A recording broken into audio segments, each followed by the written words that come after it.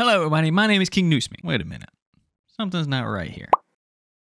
That's better. I asked you guys in a poll a few weeks ago what episode of Goosebumps you would like to see me talk about next. And of course, Night of Living Dummy won. It was honestly a toss-up between that one and the Haunted Mask, but you guys really like yourself some Slappy. Which isn't a surprise because Slappy is by far the most iconic Goosebumps character to date. I mean, there's even a small series of Goosebumps books called Slappy World, where it's just stories that Slappy has told, and he's in like 8 of them or something, so yeah. And his books alone have sold over 2 million copies, and another little known thing about Slappy is he had his own little TV slot called Slappy Sideshow Saturdays, where he would show off new Fox Kids episodes while interacting with like old Goosebumps monsters and little trinkets, which is honestly really cool. I was surprised I actually found that. I thought that would be lost media by now. And I was going to talk about Slappy's backstory in this video, but I realized that it's very confusing and hard to talk about and takes a lot of research. I can pretty much whittle it down to there's 3 times it changed, or more than 3 times it's changed. He's made out of an evil coffin and he got turned into a living dummy by an evil magician called Kondu. And that's pretty much the similarities between the 3. Other than that, it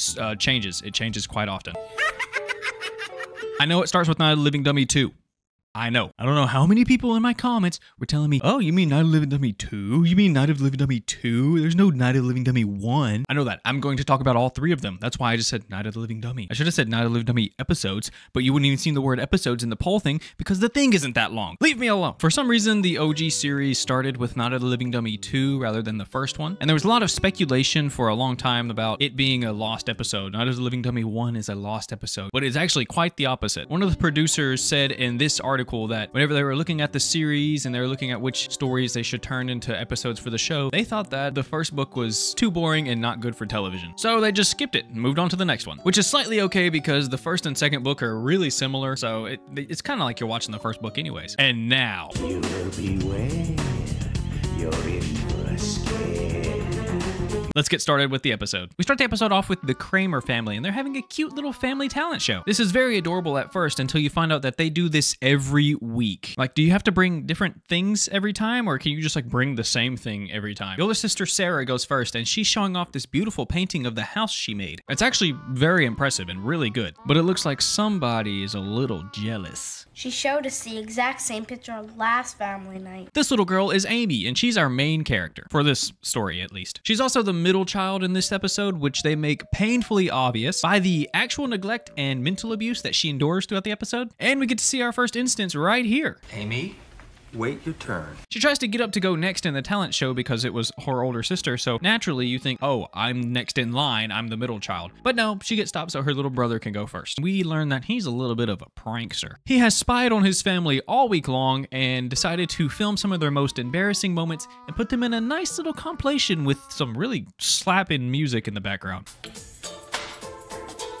And after that, we finally get to see Amy's talent. And believe it or not, she is a ventriloquist. If you didn't know, that's because Slappy is a dummy, so it makes sense for her to be a ventriloquist, so that she would have a reason to need Slappy. And I'd like to tell you she's really good at it, but No, worse, termites. You've heard of the Terminator. she's not. And it looks like her old dummy is literally falling apart. And her parents know this, so they decide to surprise her with a new dummy. Why don't you look behind the couch? You're telling me these kids did not see that giant briefcase sitting right beside them the whole time they were sitting on this couch? She opens the suitcase to find our favorite evil boy, Slappy. And it wouldn't be a Night of the Living Dummy episode if she didn't immediately reach in his pocket, grab the evil spell card, and say it out loud. Caru, Mary, Donna, Roma, Molyneux, Carano? Which sounds like complete gibberish to her and the rest of her family, but to us and Slappy, we know that's a very special phrase. Later that night, Amy is practicing her new ventriloquist act with Slappy when something strange happens. You got that right, Amy. But before the strange thing can go on, her sister just barges into her room and then weirdly tells her to not barge into her room, which she is currently doing. So that doesn't really make sense. So she's telling her sister to not do what she is currently doing. All right. And while the sisters are arguing, Slappy decides it's his turn to speak up. Yeah, we don't have to. But strangely, the only one to react is Amy, and her sister just didn't care at all. But this freaks Amy out a little bit, so she decides to put Slappy down next to her old puppet, Dennis. And I don't think Slappy likes Dennis too much. And even after all this weird stuff just happened to her, she decides she's still gonna sleep next to these creepy ass dolls. Later that night, we get a POV shot of somebody that's carrying something that's dripping a strange liquid. They sneak into Sarah's room and... The next morning, Sarah wakes up to find that her perfect painting has a small stick family painted on it now. And of course, it's Amy's fault because she gets blamed for absolutely no reason every single time. And later, as Amy is leaving to go to school, she decides to say goodbye to Slappy for some reason, and she grabs onto his hand to find that there's paint on his hands. What's going on? How did this get here?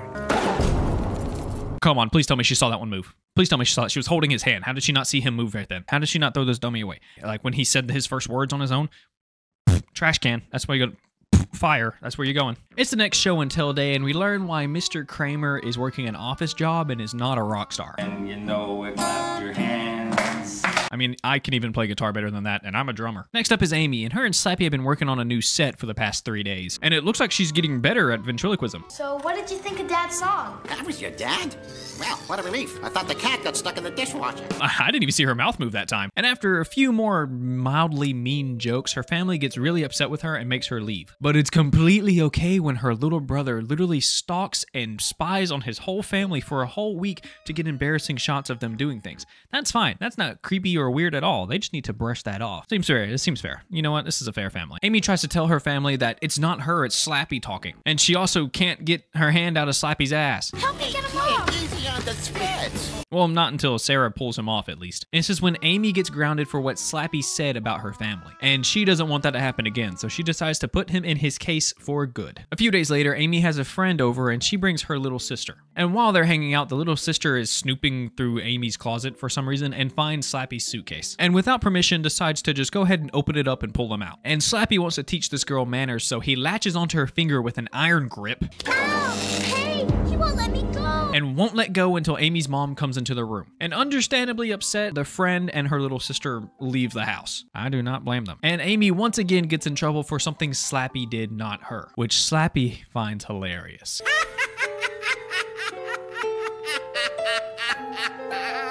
Later on, Amy and her family have a small intervention about her. They're concerned about her behavior and mental state. But she's just being honest with them and trying to tell them that she's not doing anything, it's all the dummy. And her mom even offers to take her to a therapist because she just sounds crazy to them. And needless to say, nothing good comes out of this intervention. Can I watch TV now? Later that night, Amy is awakened by some shuffling that's going on in her room. She wakes up to find her door open and she runs downstairs to see... Honestly, that's really freaky. That's actually fucking scary. I don't even know how she's keeping her composure right now. I would have been frozen in fear. But Amy absolutely sacks Slappy like she's Bobby Boucher. But accidentally breaks her dad's guitar. Trust me, Amy, you're doing your family a huge favor. Thank you so much. Amy tries to explain to her parents that Slappy was trying to hurt them with the guitar, so she just helped them out at the expense of her dad's guitar. But this is when her dad goes full supervillain and yells at her to go back to her room. And it looks like that's exactly what Slappy wanted. Later the next day, Amy decides to officially dispose of Slappy by dropping him down a storm drain. And after school, when she gets home, we see that Sarah's cleaning up muddy footprints that she believes her brother Jed left behind. But mysteriously, those little muddy footprints lead straight to her bedroom, where she runs into Slappy. And he's just slightly upset about being thrown into a storm drain and abandoned by his partner. So the only solution for her is death, of course. Okay, well, not death at first, but he does want her family to think that she is crazy, and he wants to keep it that way. Luckily, as they are arguing, Amy's sister Sarah barges into the room again and sees Slappy talking. It's still quite rude, but I'll let it slide this time. And now, it's time for carnage. The girls try to run and hide from Slappy, but he finds them quite easily. It might help if they didn't scream and stomp the whole way to their hiding spots. But they do manage to get away, and when they find the coast is clear, they decide to start looking for their brother Jed. But he's nowhere to be found. But after a while of looking, they do find somebody else. Yoo-hoo! Looking for somebody? Slappy trips Amy and hovers over her, trying to kill her, but before he can do so, Slappy gets defeated. And it looks like he was a little stinky. And the girls thank Jed for knocking Slappy over and saving them. But Jed says he didn't do that. It's good to be back in the family again. Turns out it was her old puppet Dennis all along. Could Dennis walk and talk the whole time? I don't know. Could Dennis have helped sooner? I don't know. Did Slappy give Dennis life so Dennis could be his slave? I don't know. Quit asking me these questions. But all that matters now is Slappy is dead and we don't have to worry about him coming back. Right? Night of the Living Dummy 3 is the most popular and referenced in the whole trilogy, even with you guys. And it was even a 2-part season finale of season 2. It also stars a young Hayden Christensen, who played Anakin Skywalker and Darth Vader in the Star Wars prequels. It's so weird to me that you guys obsess about Ryan Gosling being in Say Cheese and Die, but nobody has ever mentioned Hayden Christensen being in Night of the Living Dummy 3. And one of the most popular episodes of the whole series. What is wrong with you guys? But before we get into the actual episode, I do have to comment about this goofy-ass R.L. Stein cameo. He pretty much starts the episode by saying, oh, this episode's about a dummy that comes to life. Not like the book is called Night of the Living Dummy, so, you know, I guess kids can be pretty stupid sometimes. Also, I love the dummy of him. It's fucking hilarious. They even got the mole on his forehead. The episode starts in a creepy attic, where we meet one of our main characters, Trina. She hears a commotion in the attic, so she decides it's time to go check it out. And when she gets up there, she finds nothing. Until she hears somebody calling her name from deep in the attic. And as she's looking for this disembodied voice, she uncovers some ugly looking dolls. That one kind of looks like Joe Swanson. And it looks and sounds like the voice is actually coming from this chair. And she uncovers it to find... Wow, Slappy looks really different in this one. Just kidding, it's their family puppet, Rocky. And Trina must be a complete psychopath because she has no reaction to this at all. And that's because she knows it's her brother Daniel messing with her. Come off it, Daniel, I know it's you. Trina? I heard some bumping in the hallway. Uh-oh. And normally in this situation, both kids would scream and run. But you see, they just decide to pick up Rocky to find... Hi, Dad. It was their dad all along. And he's a really good ventriloquist and also really good at throwing his voice. How does he do that? Their dad's being creepy in the attic because he just bought a new dummy and he's just gonna set it up with the other ones. He shows the kids the suitcase that he found it in, and he tells the kids that he got it from the junk store. And of course, the dummy he found was Slappy himself. And it looks like the fall from last episode really messed him up. Although I do recall his head literally shattering in the last episode. But it looks like in this one, his eye is just missing. Apparently, the dad got him for almost free. Wonder why. And this is when the mom comes upstairs because she hears everybody having fun without her. And she talks to the kids about their cousin Zane coming over for the next few weeks. And they have this conversation while the dad fixes Slappy's eye. Or attempts to. Apparently, the kids are pretty mean to Zane and they like pulling pranks on him. Okay, that one's kind of funny. Is it just me or does Slappy look really long in this episode? I mean, they could have made his legs a little bit longer to match what happens later in the episode, but like, he looks like 4 times the size in the last episode. Bro's built like Hassan Piker. Anyways, the kids promise to not pull any pranks on Zane while he's there, and this is when Trina finds the spell card in Slappy's pocket. And of course, she says the incantation out loud. Karu Marie, Odana, Loma, Malonu, Karano. But nothing happens right away, so the family decides to go ahead and just get some sleep. But we do see that the spell did in fact work. It's the next day and Slappy looks almost brand new. Zane pulls up to the Odell's house and we learn that he's also not too happy to be there. I really don't know why you have to leave me here. Then we have the most awkward conversation I've bear witness to. So. Why does he look so sad while talking to him? Are you okay, buddy? Are you okay? Do you need some help? We learn that Zane is an upcoming photographer and he's really passionate about it. We also learn that he's afraid of dolls. Get this one. And most things. And later that night, while Zane is sleeping, he gets a nice visit from Jason Voorhees himself. Help me, no, help me, no. Just kidding, but it does look like the kids couldn't even go a single night without pranking him. Trina tries to blame her brother for the prank, but he is literally clueless to what's going on. Hey, cool. Snow. All right. But if Trina didn't do it and Dan didn't do it, then who did? And since neither kid wanted to own up to the prank, both kids get punishment chores and the pleasure of cleaning up the mess he made. The next day, Zane walks out and apologizes to the kids for making them get in trouble. And he does admit that the prank was kind of funny. He then offers to show them how he develops his pictures, because it's like back in the 90s when you actually had to develop pictures. As he's developing them, he noticed something a little strange. Looks like for every normal picture, there's a replicated picture using dolls. And Zane thinks this is another prank. What? Why'd you guys do this? Thanks a lot, you guys. But Trina and Dan don't even know how to work a camera, so they couldn't have possibly done this one. The mom and dad have a conversation about how the kids treat Zane. The mom hates how they belittle him and make fun of his hobbies. And the dad just thinks that Zane needs a little confident boost in himself and everything else, really. The kids finish their punishment chores and then argue with their parents about how it's unfair that both of them have to do chores for something only one of them did. And they both keep blaming each other for the prank, so that doesn't make it any better. But it looks like dinner is ready, and the dad also offers Zane a little ventriloquist class to make him less afraid of dummies. And Zane agrees to this class until... Ow! He kicked me! The dummy kicked me! Slappy decides to kick him for no reason. And Zane tries to tell them that Slappy kicked him, but he only gets snickers from the non-believers. And now Mr. Odell is in just as much trouble as the kids. What did you do? I didn't do anything. And Zane almost leaves the house until Miss Odell stops him and talks him out of it, calms him down. And this is when they all get ready for dinner, but... Oh no! someone decided to ruin the dinner as well. Even the roast is ruined. Oh no! She is thinking about killing these kids right now. Look into her eyes. Tell me she is not thinking about murder and bloodlust. Later that night, Mr. Odell locks the dummies away so the kids can't get to them to prank their cousin. But as Trina is laying in bed, she starts hearing noises coming from the attic again. And just like any sane, normal person, she decides, let's go check it out. Like, yeah, you don't grab like a weapon or ask your parents to go look at it first. But when she gets up there, everything seems to be normal. That is until...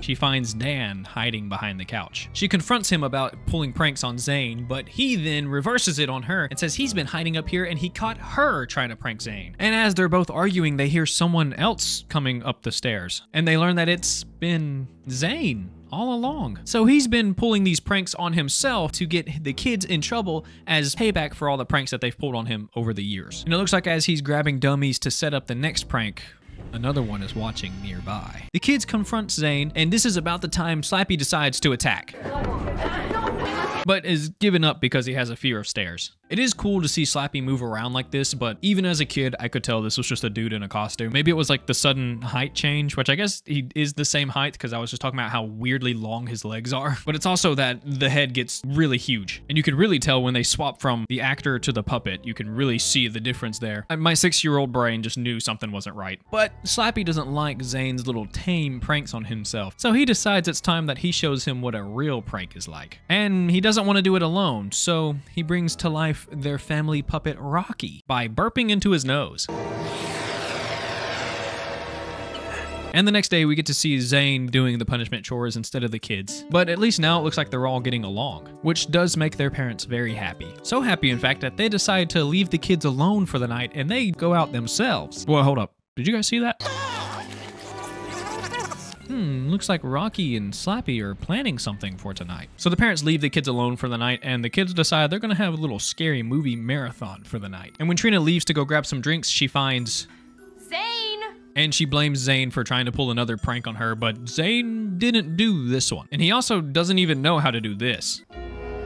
Wait, how did they do that? After a bit more arguing, Slappy appears behind the kids, distracting them from what they were talking about. But he doesn't move or say a thing, and so this gives Zane enough time to try to rationalize what's going on. He's trying to tell them that he knows it's a prank, you guys can give up on this now. And this is when Trina brings up that Slappy kicked him the other day. Zane just thought that was a little prank that their dad pulled on him, but that's not the kind of jokes her dad tells. Even if their dad did do that as a joke on him, how did Slappy appear behind them without any of them moving? But Zane has had enough, and he decides to go ahead and taunt Slappy a little bit.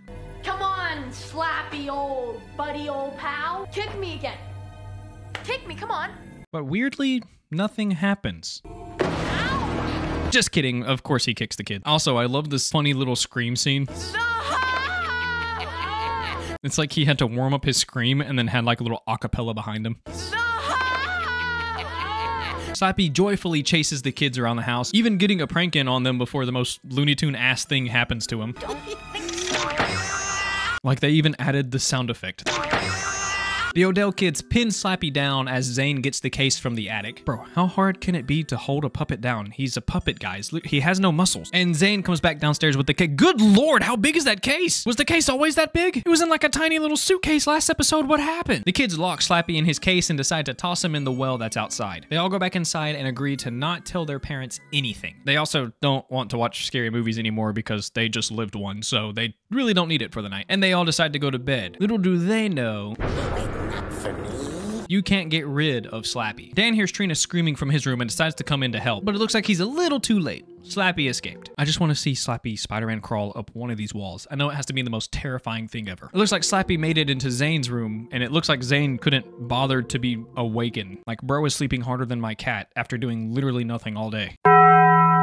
And it also looks like Zane gets blessed with one of Slappy's stinky burps. And after about 5 minutes of calmly banging on the door and asking Zane if he's okay, the kids decide to finally break it down. And this is when they find Slappy alongside all the other dummies in their house. And a new one, too. Zane. Damn, they fucked bro up. This is what too many Slappy Whippets will do to you, kids. Don't do Slappy Whippets. It also looks like they interchange Hayden Christensen and the actual doll they made. It's just a few shots. He looks a little more human. And finally, the kids show some real emotion and decide to run away. But before they could get too far, Trina calms her brother down. And they try to think of a way to possibly stop Slappy. Trina recalls that he does have that spell in his pocket, and maybe that could be a way to stop him. Quick little fun fact, that is a way to stop him if you read it backwards. What if we read it backwards? How did he know to do that? What the hell? I wouldn't have thought of that. How did he think of that? He's like 6. But that sounds like it's the plan they're going with. Which sounds like a good plan unless Slappy somehow finds out about it. And something tells me he's gonna find out. The kids find Slappy and the other dummies in the attic, and they try to stealthily sneak up to him to quietly grab the spell out of his pocket. Which they successfully fail. They successfully fail at doing this. The idiots thought that the dummies were asleep. They think dolls can sleep? And Rocky blocks the exit so they can't escape while Slappy stands up quicker than the Flash running across the earth. Like literally, look how fast he gets up. It's like 3 frames. How did they do that? Did they speed him up and only him? Anyways, Slappy decides to turn Dan into a puppet first. And I think every human he turns into a dummy, he gets a little bit more human himself because those look like human lips under the dummy mask. But before Dan can get fully turned into a dummy, he gives Slappy a swift kick in the balls. This is when Trina grabs the card, says the spell backwards, and successfully defeats Slappy. And it looks like it took out Rocky as well.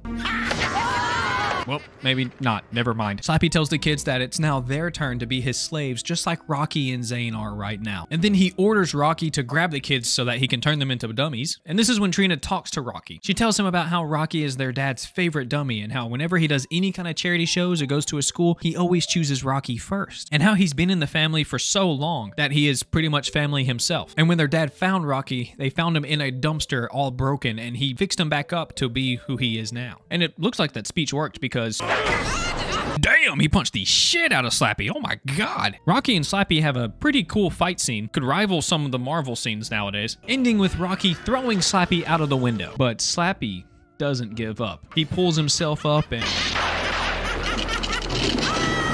holy shit, he gets exploded by lightning. And now that Slappy is actually dead and literally burning into ashes, Zane gets turned back into a human, but sadly, Rocky loses the life he had. Honestly sad. I love Rocky. He's so cool. And Zane seems to think that everything that just happened to him was just a wild dream he had. I just had the weirdest dream. And the episode ends with Zane heading back home, but it is also revealed that Zane isn't 100% human. I'll be seeing you real soon, cousins.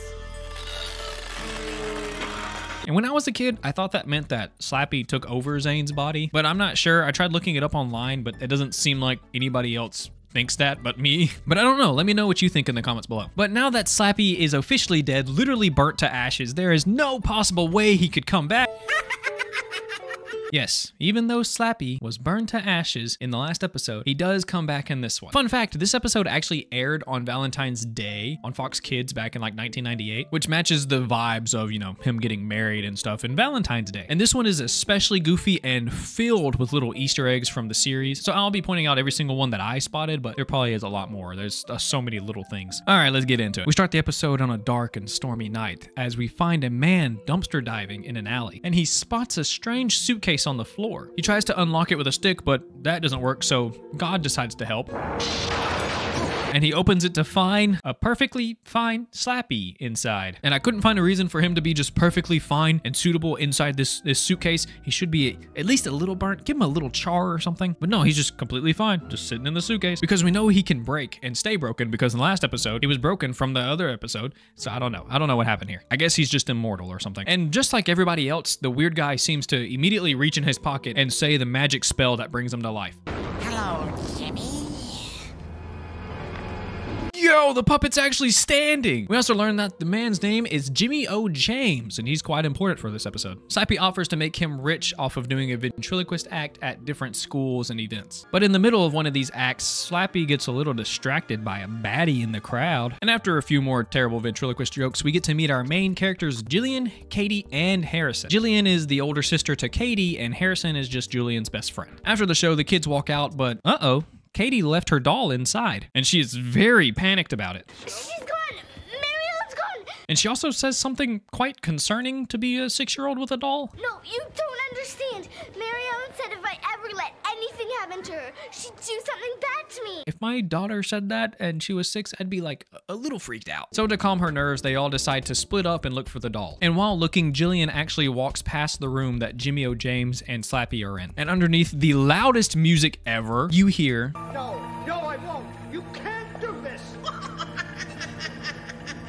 And Julian peeks inside the room to see Slappy moving and talking. Also, our first little Easter egg, you can see a poster for Amazo, who is the magician in the book/episode Bad Hair Day, before she falls into the room. This causes Jimmy to panic a little bit and come up with an excuse for why Slappy was moving and talking. And he claims that he put robotics in Slappy to make the ventriloquist act look a little cooler. Julian asks Jimmy if he's seen any little girls just running around anytime soon, while also being very creeped out by Slappy sitting like this. Jimmy tells her that he hasn't seen any children running around and gives her an autograph to try to distract her from what just happened. Then she throws it away.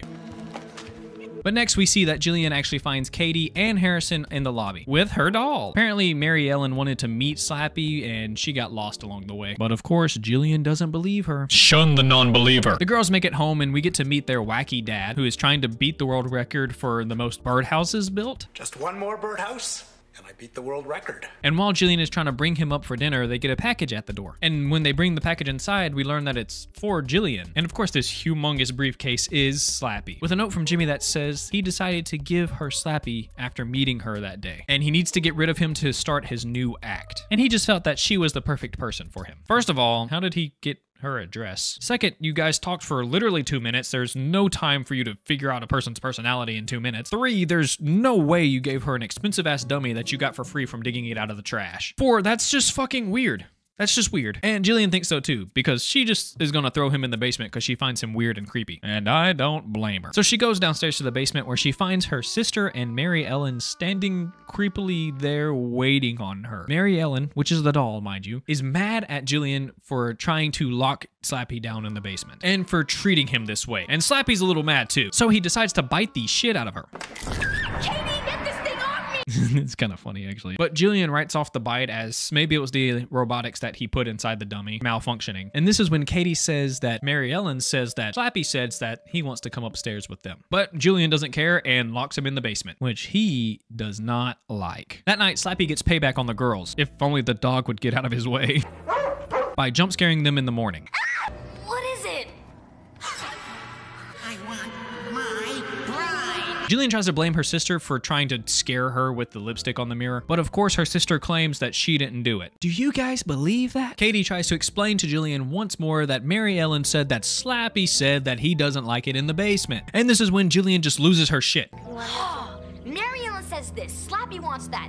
I feel like I'm living in a psycho toy store. She's tired of her little sister using Mary Ellen as a scapegoat for whenever weird things or bad things happen. So she grabs Slappy and is going to take him back to Jimmy. But before she could do that, her mom calls them into the hallway. Looks like somebody went into her room last night and stole her wedding ring. Then she says the most middle-class white woman shit ever. Well, I'm going to be late for my aerobics class as it is. Nothing says middle-class white soccer mom like aerobics class. And she tells the kids that her wedding ring better be back where it should be by the time she gets home. She also tells the girls to walk the dog whenever they find him because she can't seem to find the dog anywhere. Jillian just ignores her mom and decides to go ahead and take Slappy back to Jimmy O. James. And it looks like Jimmy is in this creepy looking abandoned building where all the Easter eggs are. So I'm going to tell you a few right here. The first one is right at the beginning of this scene. You can see behind Jillian in the elevator, rather than it saying, "Don't worry, be happy." They marked out the H and it says, "Don't worry, be slappy." Jillian slowly walks into the warehouse calling out to Jimmy, but she doesn't get an answer for a long time. Until she does. Amazing? And then 2 more Easter eggs right here. We can see that it is Zane and Rocky's heads destroyed because apparently Slappy destroyed all his rivals. Does this mean Slappy murdered a child? But Julian doesn't believe that Slappy could have possibly done something like this, but Jimmy assures her that he is in fact pure evil, and he will do it to her too if she's not careful. Couldn't you just destroy him? No, apparently you cannot destroy him.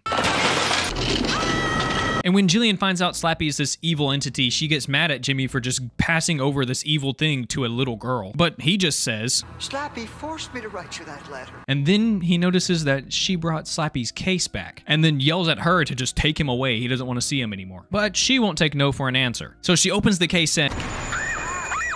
Wait a minute, her dog has been in there the whole time. Bro, is the dog okay? Why are you guys not worried about the dog? The dog that should be your #1 priority right now. Back at the house, we get yet another Easter egg. It's very quick, but you can see that Harrison and Katie are watching a TV, and the TV is showing a few episodes of Goosebumps, particularly The Scarecrow Walks at Midnight, Werewolf of Fever Swamp, and Welcome to Camp Nightmare. Katie gets a call from Julian, who is telling her to get out of the house as quick as she can because Slappy is in there and he's dangerous. Only, he's not a dummy.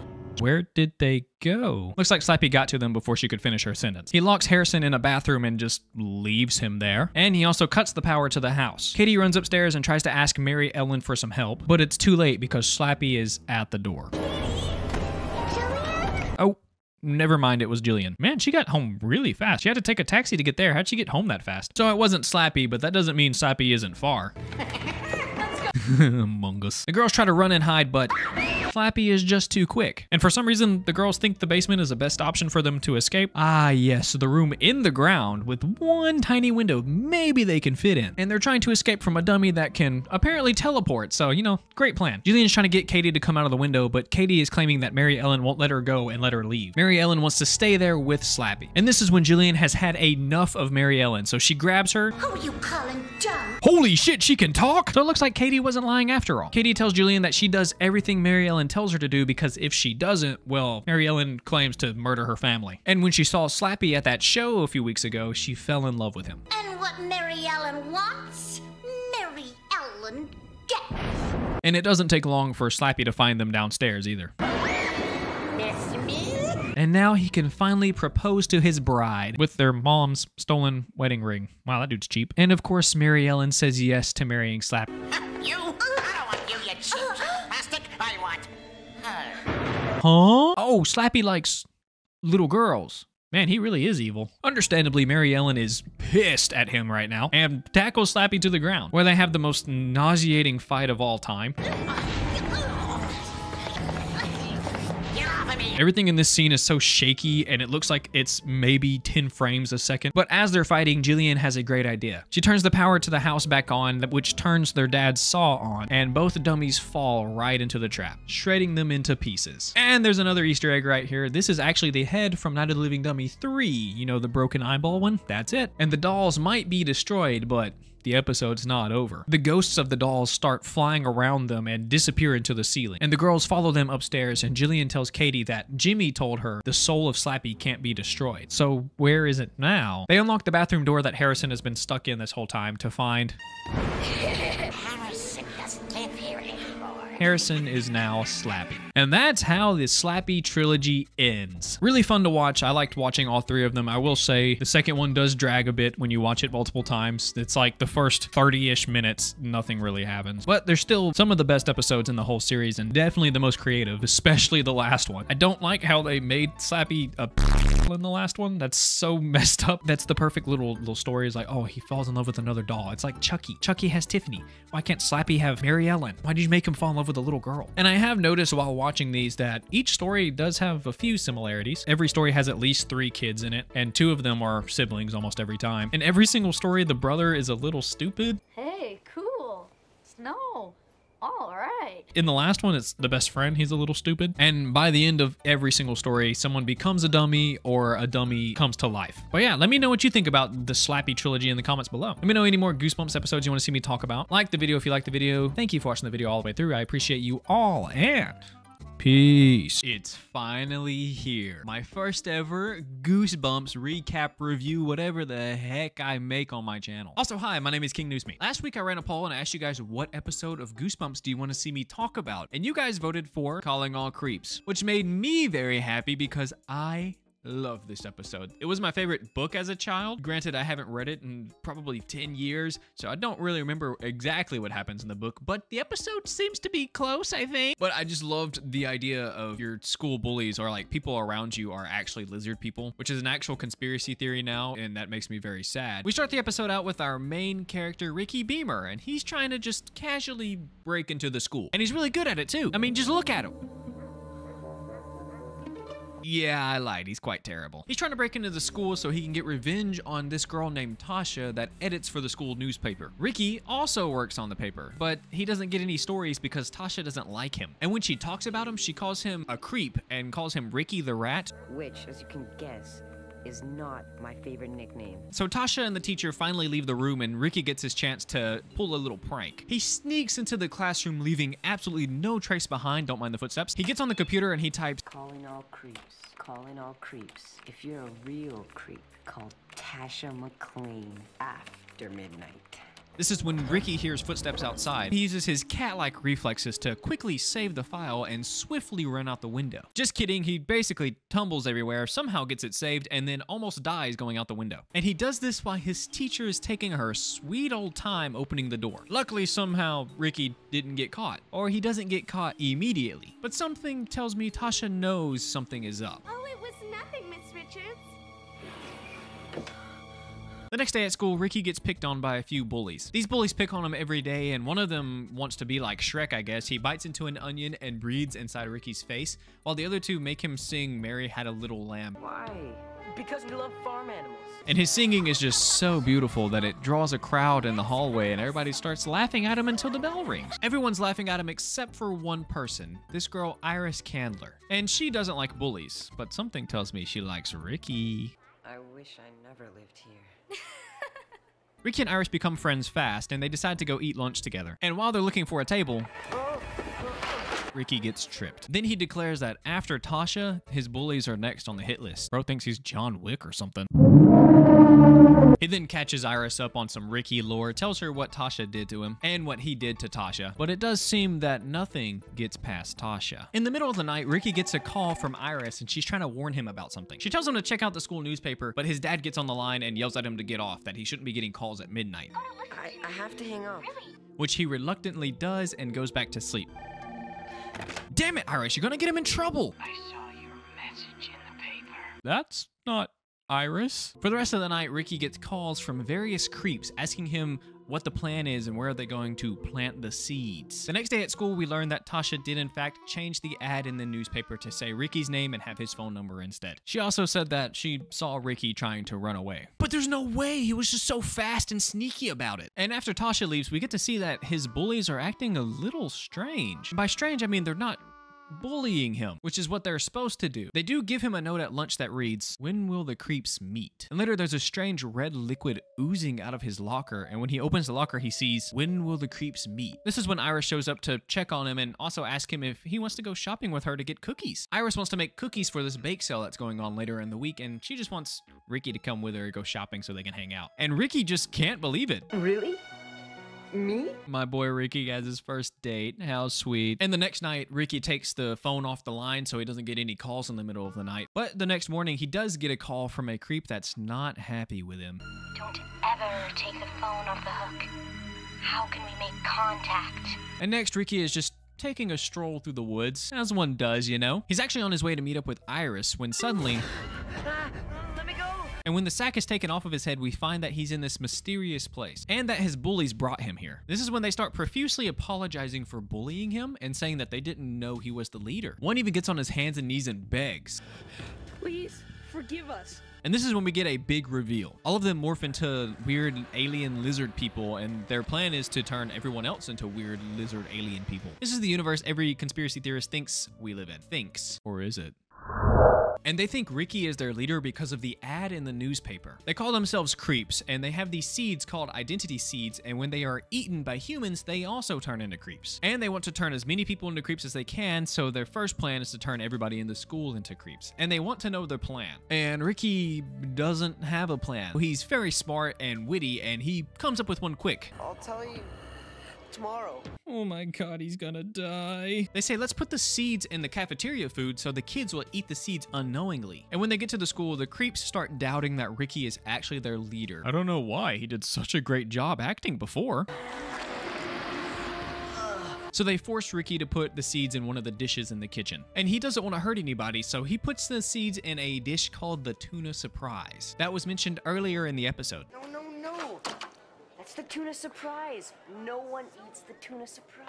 So it's perfect. Ricky pours the seeds in the tuna surprise and nobody will eat it. After he pours the seeds in and starts mixing them around a little bit, he gets caught by the lunch lady. He tries to tell the lunch lady to not serve the tuna surprise, he contaminated it, but she insists on serving it because it's good, nutritious food. And then tries to force Ricky to eat it. But Ricky finally comes up with a decent excuse to something in this episode. I never eat tuna in the morning. See ya. I mean, it's the best one by far. And just as planned, nobody is eating the tuna surprise at lunch. But the creeps don't know which dish he put the seeds in, so they don't know that. They all come up to congratulate him, and one even says, "Creeps rule."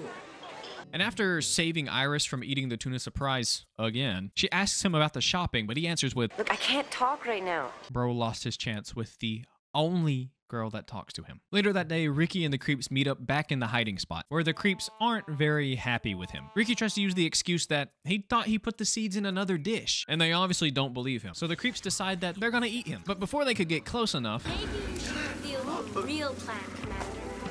Iris comes to save him from the situation he's stuck in. She acts like his second in command. She tells the creeps that the first plan was a test. It's fake. Just to see if the creeps are ready for the real plan. And this is when Ricky has a decent idea, actually. Well, he starts a decent idea, and then the creeps finish it for him. They decide to put the identity seeds in cookies for the bake sale, because kids can't resist cookies. And they'll give the cookies away for free, so the creeps will rule. This is when Ricky pulls Iris aside and thanks her for saving him. Iris tells him that luckily she was walking by. What's up with these kids like casually walking through the woods? Isn't that like dangerous? She said that she heard all the commotion coming from the stump, which is they're in like a stump, like a giant fallen tree. Probably should have mentioned that before, but now you know. And when she heard that they were going to eat Ricky, she decided to step in. And they also agree that the creeps are creepy. I mean, those creeps are real creepy. Creepy.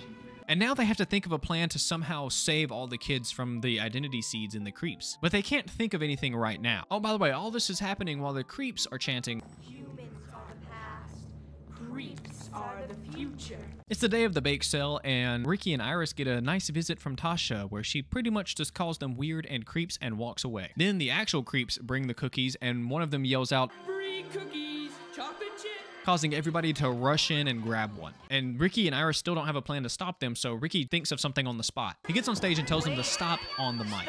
This is when Tasha decides to start a chant making fun of him. Ricky the rat, Ricky the rat. And the whole school joins in. This is when the creeps tell him to not worry about the kids. Whenever they eat the cookies, he will be their commander, and they'll have to do anything he says. And in this moment, somebody throws something at Ricky, and Ricky loses any bit of empathy he had left. So instead of stopping people from eating the cookies, he says, "Enjoy the cookies." Iris tries to quickly talk sense into him, but it doesn't work, and everybody in the school turns into creeps. They also do this weird edit on his glasses. It's like they just got a picture of some of the creeps and then put it on his glasses and then turned the opacity down to about like 50% and just left it. I don't know, it just looks weird to me. And the episode ends with Ricky eating a cookie and turning into a creep himself. And that's the end of the episode. Like I said before, this was one of my favorite episodes as a child. I loved the mind-blowing twist at the end. It was like one of the first things that blew my mind. That and Camp Nightmare.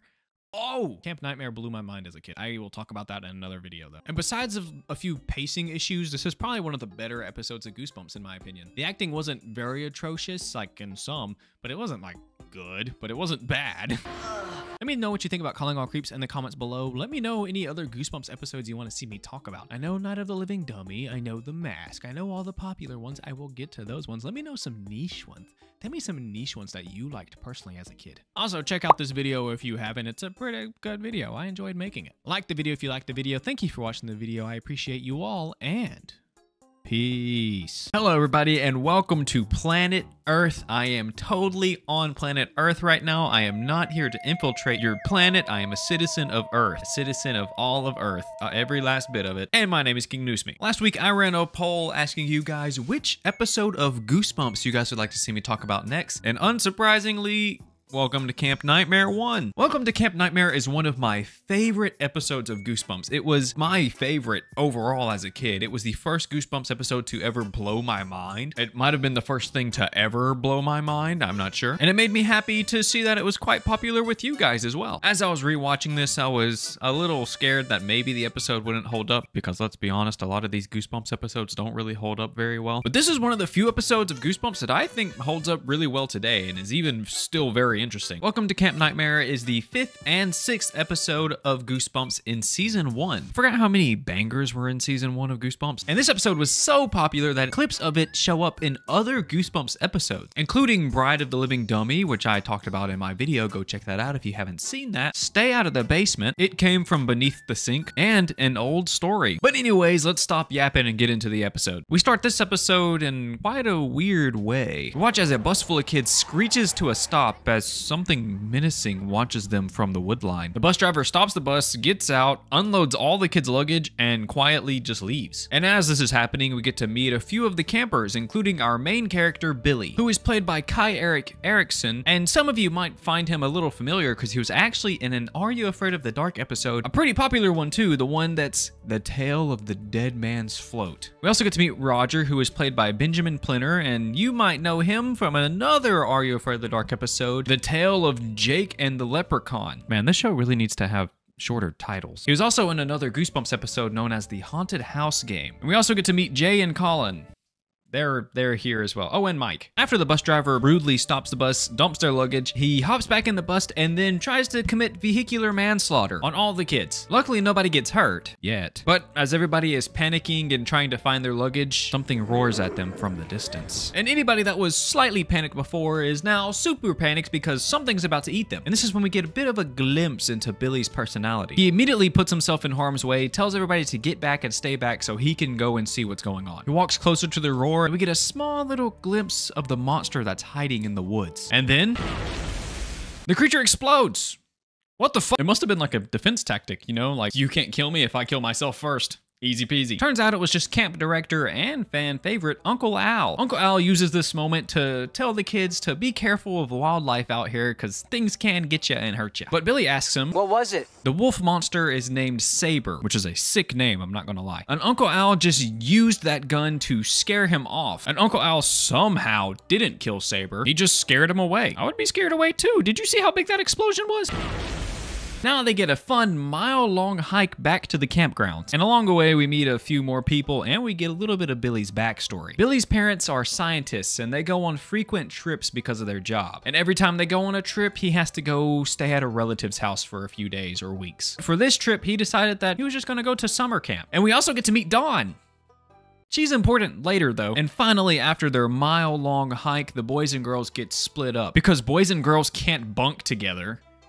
Girls have cooties. And they arrive at Camp Night Moon, which honestly is a really nice camp. But before they can do anything, Uncle Al gives the boys some rules. Don't leave your bunks at night or sneak out. Who would do such a thing? The girls' camp is off limits. You'll catch cooties. Lights out at 9 and wake up at 6. And the last rule, write home to your parents every day. Okay. That's it. And as Uncle Al is finishing up, Billy notices a creepy, decrepit house behind him. So naturally he asks, what's that, Uncle Al? And obviously the creepy house is called the Forbidden Bunk. Why is it called the Forbidden Bunk? Because it's forbidden.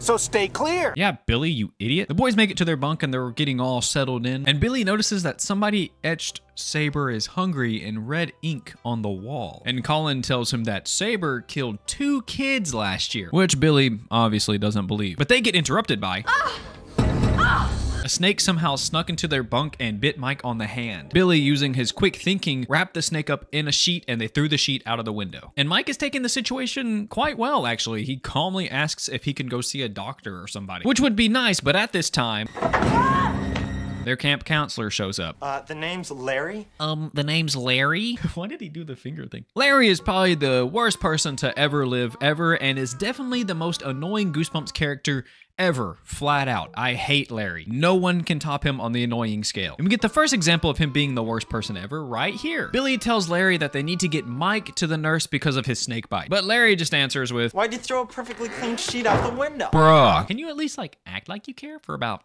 5 seconds, maybe? Finally, after about 5 minutes of them trying to explain that a snake bit their friend and that's why they threw a sheet out the window, he... Oh man, get that out of my face, I just ate. Still doesn't care. Larry just grabs the first aid kit and a few bandages and tells Mike to wrap it up. But Billy doesn't think that this will help too much. He thinks that they really need to get Mike to the doctor to get the poison out first. And listen, I'm no zoologist, but I'm pretty sure the snake that was in the bed sheet was a ball python. And if Animal Planet taught me anything, it's that ball pythons are constrictors and not venomous. Not that I want to side with Larry. Trust me, that's the last thing I want to do, but I think the kid will be fine. Oh, and Larry also reveals that there is no nurse at the campgrounds. What nurse? What do you think? Uncle Al runs a camp for wimps? And that night, the whole camp gather around the campfire and they sing nice little campfire songs. Quite terribly, I might add. And as they sing, Saber stalks them from the wood line. Like a great friend, Billy brings Mike a hot dog. Mike talks about how he's feeling a lot of pain and how his body is going completely numb on one side. But the snake was a python. I think Mike is having a stroke. But as Billy is trying to help Mike, Uncle Al gets mad at him for interrupting the campfire song. How dare he? This is when Billy just explains to Uncle Al what happened to Mike. And finally, somebody decides to help Mike. Uncle Al nurses Mike up a little bit and lets him know that he'll be okay. The swelling and pain will go away by the morning. Uncle Al then praises Billy for being a good friend and then titles him #1 camper. I don't know what that entails, but it's cool, I guess. Later that night, the boys talk about exploring the forbidden bunk, but Billy doesn't really want to do it. He wants to make sure Mike is okay, and also they'll get in trouble if they do that. But as they're walking to their bunk, something is stalking them from the woods. But as they slowly walk inside the bunk, Saber gets closer and closer until finally... Luckily, the boys make it inside just in time.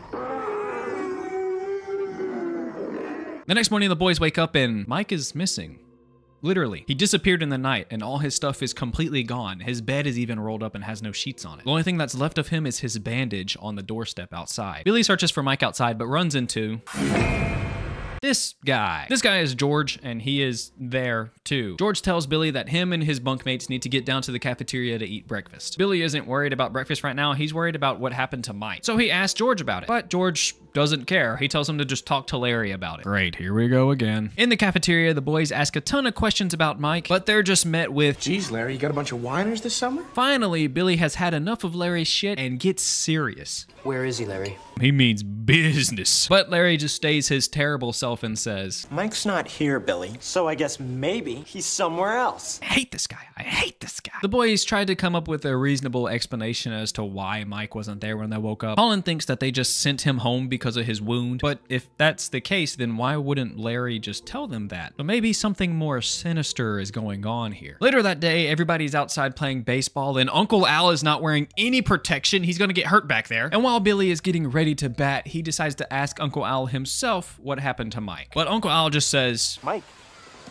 Which one's Mike?" Which is understandable. I imagine he's in charge of like 100 kids. He can't keep up with every single one of them, so he probably doesn't know who Mike is genuinely. But Uncle Al just talks him through it, tells him to brush it off. You're here to have fun, so let's have some fun and play baseball. So Billy does. Well, he tries to. He does hit a dinger to left field though. Yeah, I played baseball. I know terms. Which almost gets Colin out, but luckily for us, he's too fast for Larry. "Safe at third." "What?" And Larry doesn't like that.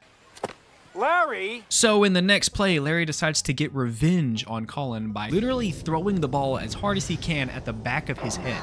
And he tries to use the excuse, "It slipped out of my hand, Uncle Al." "It slipped." "Yeah, okay, and my hand slipped when I hit that guy with my car back in '98. Okay, yeah." They pick up Colin and pretty much tell him to tough it out. No, wait, they literally tell him to just tough it out. "You're okay, go on, tough it out." And then Uncle Al lets Bunk 4 know that they're going to be doing survival night, sleeping under the stars in only tents. And they'll be the first group to do that. So that night, while the boys are hanging out in the tents, Jay and Roger talk about going to the forbidden bunk once again. But Billy doesn't want to leave Colin alone while he's still injured. So the other two decide to go anyways. But that's when we hear... And that's when Billy shoots up out of bed, grabs a flashlight, and runs straight to the forbidden bunk. He's braver than me, dude. I wouldn't do that. If I heard a roar outside, I'm staying right in my fucking tent. Don't look at me. Oh, like you do the same thing. Yeah, okay. But before he can make it to the tent, he meets up with Jay, who tells him that Roger was just torn to pieces by Saber. What? That's crazy. So Billy and Jay quickly go and pick up Colin, but all he can say is, Saber's coming. They lift Colin up and carry him all the way back to their bunk while Saber is chasing them. Saber is honestly really fast until he catches up to the boys, and then he like gets hit with like a slowness potion from Minecraft or something. He just almost completely stops. Luckily, the boys make it to the bunk where they're safe. And that's where the first episode ends. Luckily for me, I wasn't born in the 90s, so I didn't have to wait a whole week to see what happens in part 2. But I do think this episode does a great job at making kids want more. There's so many questions to ask. What's happening to all these missing campers? Why are the staff acting like the missing kids never even existed? Why is Saber terrorizing the camp? Will the boys survive through the night? Will Larry ever stop being a little bitch? Lots of important questions here. I also love how quickly they show off the kids' personalities in the episode. I didn't show it to you guys, but there's a bunch of little small scenes that show off these kids' personalities. It's just like them walking from place to place, you know, a little filler thing. I try to talk about things that go with the main plot of the episode. Right off the bat, we see that Billy is the confident leader type, and he has a really strong moral compass. He always knows what to do and when to do it. Mike was the shy but sweet kid, and he was kind of picked on for being the fat kid, but he's really not fat at all, actually. Colin is the typical bad guy kid, where he's just too cool for everybody, but he's also kind of goofy, so. Roger is the funny one. He was always cracking jokes. He said so many one-liners in this episode. And Jay, well, Jay is there. They didn't really give him much of a personality trait, but I feel like I've blabbered enough. So let's get on to the next episode. And we start this episode right where we left off in the last one. And we learn that the thing that opened the door is just Larry. What are you guys doing out of your tents? I think I'd prefer Saber. The boys try to tell Larry that Roger was torn to pieces by Saber at the forbidden bunk, but all Larry heard was, you guys went to the forbidden bunk? How many kids die at this camp for you to ignore that? But no matter how much they try, they can't seem to get through to Larry. And even with roaring in the distance, Larry still believes that they're lying. And that night, the boys agree to have one person stay up just to make sure that they're safe throughout the night.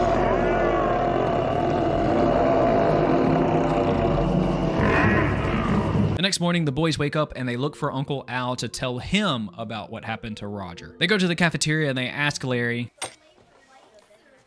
where's Uncle Al? Man, Billy really isn't fucking around anymore. But Larry won't tell them where Uncle Al is at all, and I think he's a little hurt that they want to talk to Uncle Al and not him. But they have a really good reason to. Because you don't believe us about Roger? And this is when Larry says something that's a little spine-chilling. I don't even know the guy.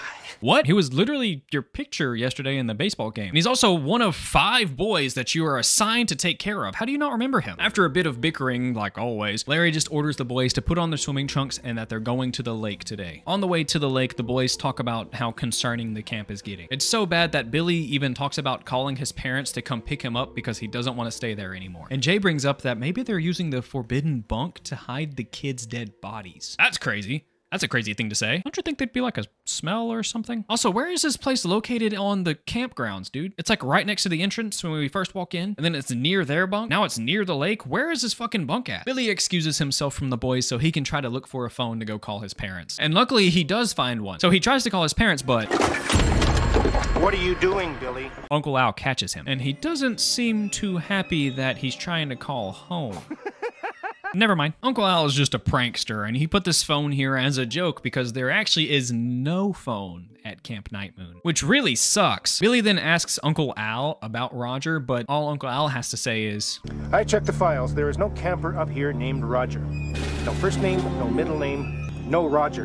Which is simply not true. And this shows Billy that he can't trust Uncle Al either, because he has a hand in whatever's going on with these missing campers. Billy makes it to the lake to see that Colin and Jay are already in a canoe in the middle of the lake. Billy tries to tell them what happened with Uncle Al when Counselor Baby Bottom shows up, and he tries to get them to put on life vests, which is the only time this guy is concerned with their safety at all in the whole episode. My friend was torn to pieces. I don't care. Hey, you're in the middle of a lake. You better put this life jacket on. You're gonna drown. Also, those are just floaties. They're not even life jackets. Larry throws them the floaties when They both fall in, which normally would be fine, but apparently both of them aren't good at swimming. Okay, that was a lie. Only Colin is bad at swimming, which causes him to panic, which makes him sink. And Jay tries to help him by diving down and getting him, but Jay doesn't come up either. Finally, Billy decides he's gonna jump in and help both of them, but for some reason, Larry won't let him. And they tussle for a second, but Billy falls in anyways. And in this moment, Larry panics, acts like he never saw anything, and then simply runs away, which is extremely weird and makes me think that all the counselors have this "if I didn't see it, it didn't happen" rule, and that's why they act like all these campers didn't exist. Billy tries hard to find his friends underwater to no avail. Not even their bodies float up to the surface, they just simply disappear. Billy runs back to camp to try to get some help, but it looks like someone's joining him. But Billy has been panicking and swimming and running so much, so he tries to stop for a second to catch his breath, which might be his worst mistake. Billy luckily escapes Saber once again, but when he makes it back to Camp Night Moon, it's empty. Completely empty. Even the beds and the bunks are all rolled up. Billy starts to panic. He doesn't know what's going on. He's concerned about all his friends that just disappeared, and now the whole camp is gone. Is this all real? Has it all been fake? Has he imagined the whole thing? Luckily, he's got a level head, and he decides to just change clothes, get a bat, and get back on his feet. And he's going to figure out what's going on. And while he's looking for literally anybody around the camp, he sees a bunch of notes flying in the wind. And he follows them all the way back to the forbidden bunk. He walks inside to see a dilapidated, withering bunk with a cute little rat friend. Oh, and Dawn is hiding in there. He tells Dawn that he's trying to escape because Camp Night Moon's a nightmare, that's how come.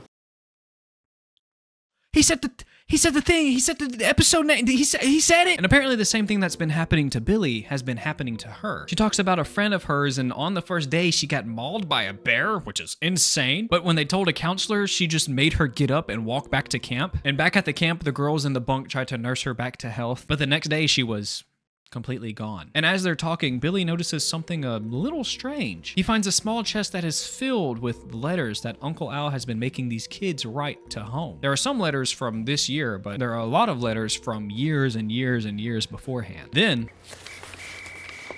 there's a whistle outside. Billy takes a peek outside the window to see that Uncle Al and the counselors are dressed completely in camo. And so Billy tells Dawn to wait right there. He's gonna check it out and see what's going on. Tries to go outside and spy on the guys to see what's happening, but Larry catches him. Of course, Larry has to be the one to catch him. This is when Billy absolutely loses it and lets Uncle Al have it all. Now, all of his friends are missing and nobody's doing a thing about it, but Uncle Al cuts him off completely and tells him to get in line with the rest of the campers. Uncle Al then hands every kid a crossbow and fills them in on their mission. There's been a runaway camper from the girls' camp, and their mission is to stop her. Search everywhere, aim carefully. We do not want her getting away. But Billy won't be doing that. They aren't trying to kill her, though. The crossbows are loaded with tranquilizer darts, and they simply want to stop her and bring her back to the camp so that they can kill her. Probably. Or do you have a problem with that, Billy? Do you have a problem? Oh yes, Billy does have a problem with that because he turns the crossbow onto Uncle Al. And this is when he says one of the most badass one-liners ever. Camp's over. Nobody else is gonna die. God, he's so cool. God, he's so cool. Billy once again brings up that all his friends have disappeared from camp, and Uncle Al stops him again and says, Die. Nobody has died here, Billy. And Uncle Al asks the other counselors if they've heard of any of these kids. And of course they say, Never heard of them. Nope. Uncle Al then tries to literally gaslight him into thinking he imagined all of his friends and none of them were real. And he tries to get Billy to put the crossbow down, but Billy shoots him anyways, which causes Uncle Al to Congratulations, Billy. Congratulate Billy. What? Everyone starts clapping and cheering for Billy, who was nothing but confused, just like I was first time I watched the episode. Billy's parents come out of the woods and congratulate him on passing a series of tests. And this is when he starts to ask about all of his friends. Jay and Colin, they just hid under the canoe where there's an air pocket so they could breathe until Billy left. Mike used a rubber snake to trick Billy into thinking he was bit, which is a little stupid, but I'll talk about that here in a second. And Roger is alive. He's just alive. Now I know the people that have never seen this episode still don't know what test he passed. Well, Billy's parents have been assigned to a really important mission that would cause them to be gone for a really long time. And they didn't want to go that long without seeing their son, so they put him up to this test to see if he's prepared to go on this expedition. And he proved to them that he's quick on his feet, quick thinking, and has courage. And everybody at Camp Night Moon were just actors from the lab. Now that Billy is safe, he can go home happy. Wait just a minute. What about Saber? Say hello about the Saber, Billy? Saber is also fake, which is kind of sad. I really like Saber. I like how fun and spooky Saber was. And now that all the loose ends are all tied up, we can finally learn what the big mission that his parents are going on is. Where are we going? Very far away. A place called Earth. Research tells us the aliens there are pretty dangerous and unpredictable. So yes, Billy and everybody in this episode were actually aliens the whole time, and they're going to be going on an expedition to planet Earth. My little 6-year-old brain could not fathom that ending. I was like, what? What? No way.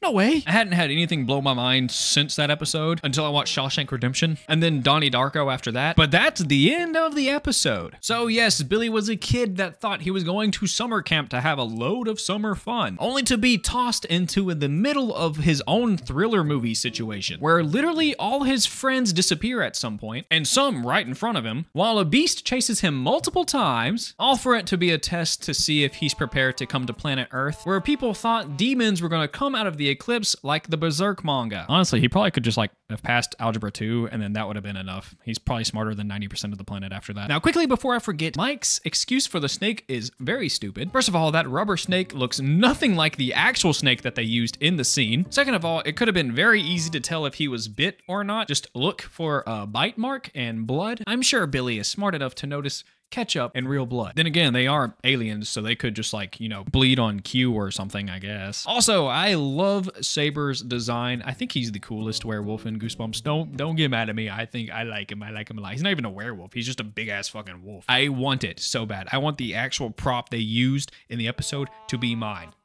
Give it to me. But also in the episode, wouldn't he be able to see George controlling him from the woods and stuff? Because it looked like he had to stand up and move these things. So you'd think it would just be like a white dude behind a giant wolf. Maybe a little plot hole there. The only difference I can remember personally from the book and the episode is at the end, Uncle Al gave the kids rifles to hunt down Dawn, not crossbows. But I think that's the only one I can remember. I'm sure there's a lot more. Let me know any of them in the comments below. Like I said earlier, I think the suspense in these episodes is really good. I think this is one of the best made Goosebumps episodes ever. I'm surprised it didn't win an award, but I might be a little biased. Like I said, it's probably in my top 5 episodes, maybe top 3, honestly. Let me know what you think of Welcome to Camp Nightmare in the comments below, and let me know any other Goosebumps episodes you want to see me talk about. I have a Patreon. $5 members get the video a day early, so if you want to watch my videos a little bit earlier than somebody else, make sure you join the $5 tier. You also get bonus content and maybe some pictures of my cats every once in a while. And there is a free tier if you just want to come join and hang out. Like the video if you liked the video. Thank you for watching the video all the way through. I appreciate you all, and peace. Hello everybody, my name is King Noosme. A few weeks ago, I asked you guys what episodes of Goosebumps you guys would like to see me talk about. And you guys voted for the Chillogy. I've kind of been hinting towards the Chillogy video for a long time now. It's one of the most recommended Goosebumps series of episodes that I get, besides Slappy, but I already made that video. And for those of you guys that don't know, the Chillogy is a mini-series that lives within the Goosebumps TV series. And unlike every other episode of Goosebumps, these episodes don't have books connected to them. So it's a series original to the show. And you can really tell they had a lot of fun making these episodes. It's at a time where Goosebumps didn't have any more books to make episodes on, so they decided to just go off and do their own thing while R.L. Stein wrote a few more. Today we're going to be talking about 3 episodes: Squeal of Fortune, Strike 3, You're Doomed, and Escape from Carlsville. Each episode stars a different protagonist, but all of them are connected through this model town called Carlsville, where spooky shenanigans happen. Because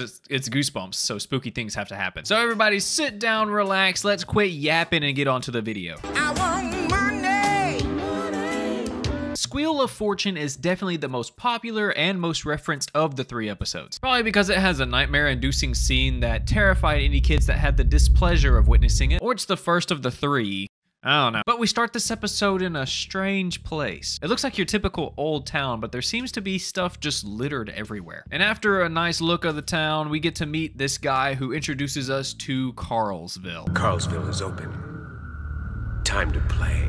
This guy is Carl Nave, and he's going to be the main antagonist for these episodes. He owns Carlsville, and he controls all the people that live there, too. And he looks all glazed over and shiny because he's a doll, and this is a model town. And next we get to meet the main characters of these episodes, starting with Jessica Walters, who can also be seen as Amy's sister Sarah in Night of the Living Dummy 2, as well as Todd Erickson and his brother Matthew Erickson. Todd and Matthew are having a yard sale. They're trying to sell some mint condition sports cards.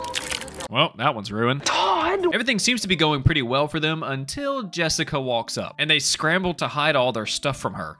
for some reason. We very quickly learn that Jessica is a little bit of a haggler. At first, she comes looking for the sports cards, but they lie to her and tell her, "We already sold all the cards." But since they're out of cards, maybe she can just buy the desk that they're sitting behind. The desk isn't for sale. Those boys ain't giving her a damn thing. That is until their mom shows up. Good morning, Jessica.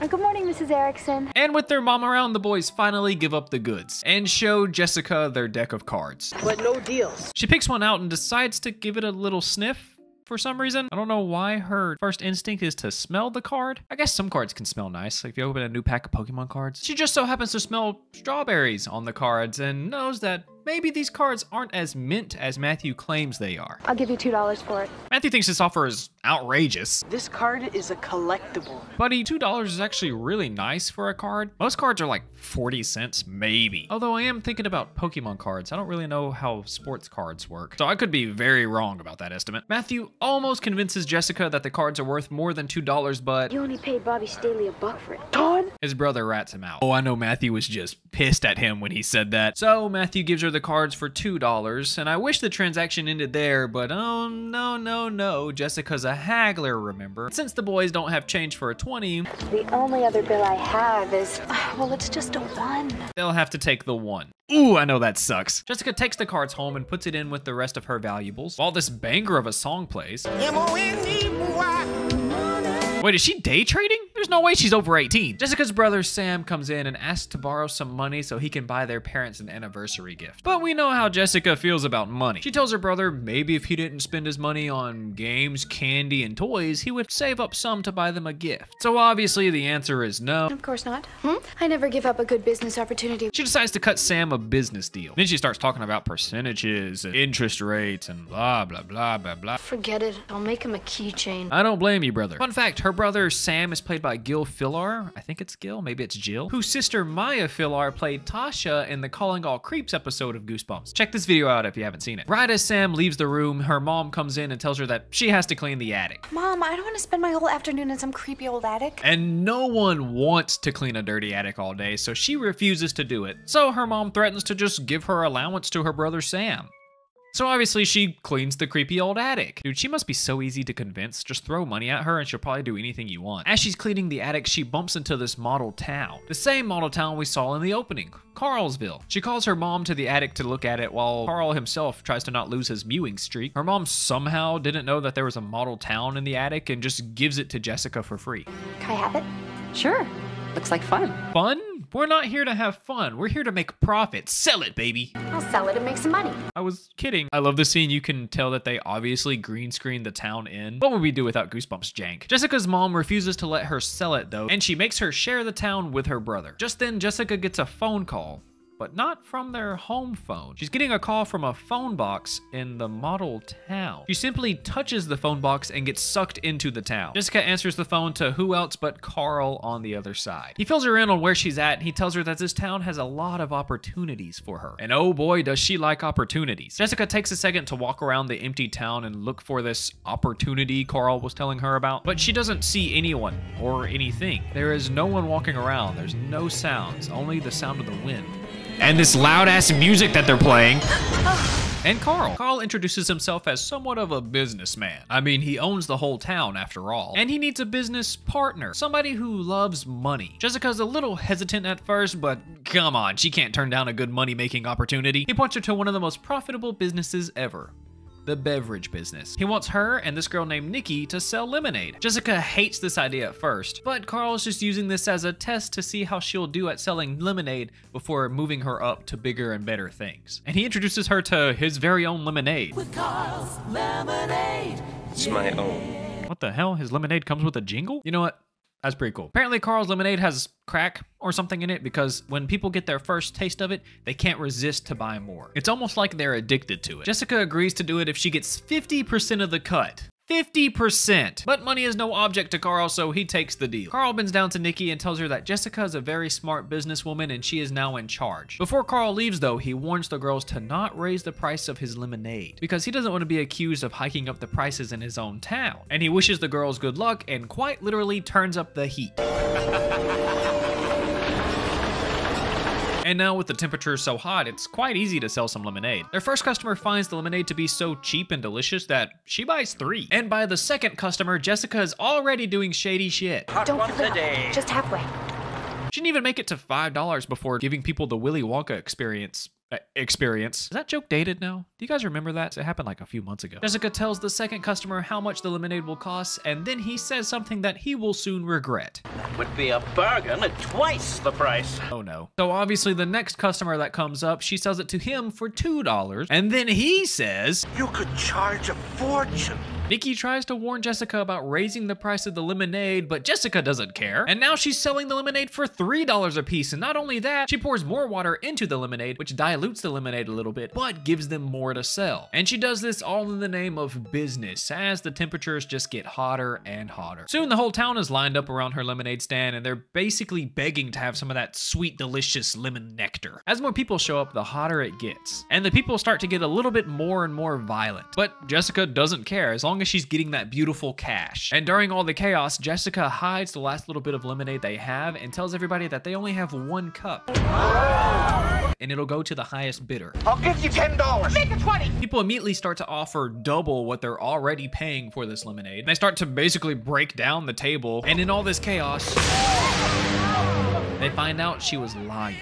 She was squeezing us. Obviously, they don't like that she was scamming them out of their money, and Carl doesn't like that she rose the prices. So she immediately gets her punishment.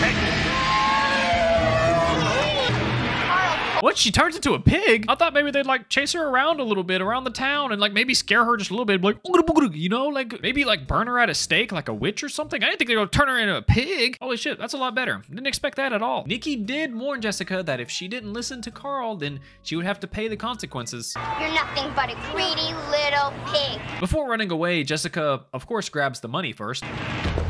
Can't do anything without the money. And then decides to book it. Jessica tries to blame everything on Carl, saying that he set her up and made her do all this, and that the townsfolk should be mad at him, not her. But I don't think they believe her. Carl! They call for Carl, and like Batman, he appears on the roof. Get the pig. That's not good. This caused everybody to mob Jessica. They chase her around the corner and then somehow don't see her hiding behind this trash can. Like, seriously, guys? Are you kidding me? Well, almost nobody. I guess our little partnership must be dissolved. Man, this guy really is Batman. How does he keep doing that? He tells Jessica that she's being punished for hiking up the prices and hogging all the profit. Hogging as in, you know, pig. Get it? Hogging the profit. She's hogging the profit. It's funny. It's a funny joke. And he shows her what she really is.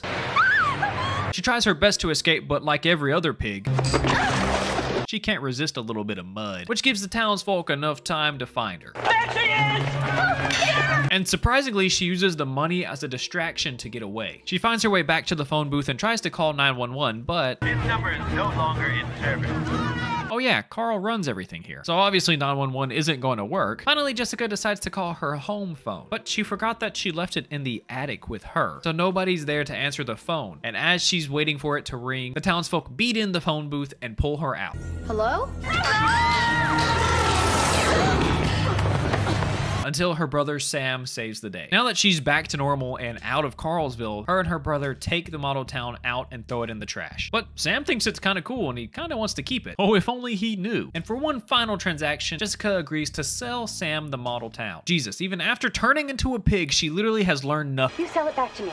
You said you needed money for Mom's present, right? But I'll give you $50 for it. Looks like she did learn her lesson after all. And I'd like to say the episode ends there, but oh no, we wouldn't have a trilogy if the story ended there. Later that night, Matthew and Todd are hanging out in the street when they spot the model town on the side of the road. So they pick up the model town and they take it home with them. And the episode ends with Carl saying, No more Mr. Nice Guy.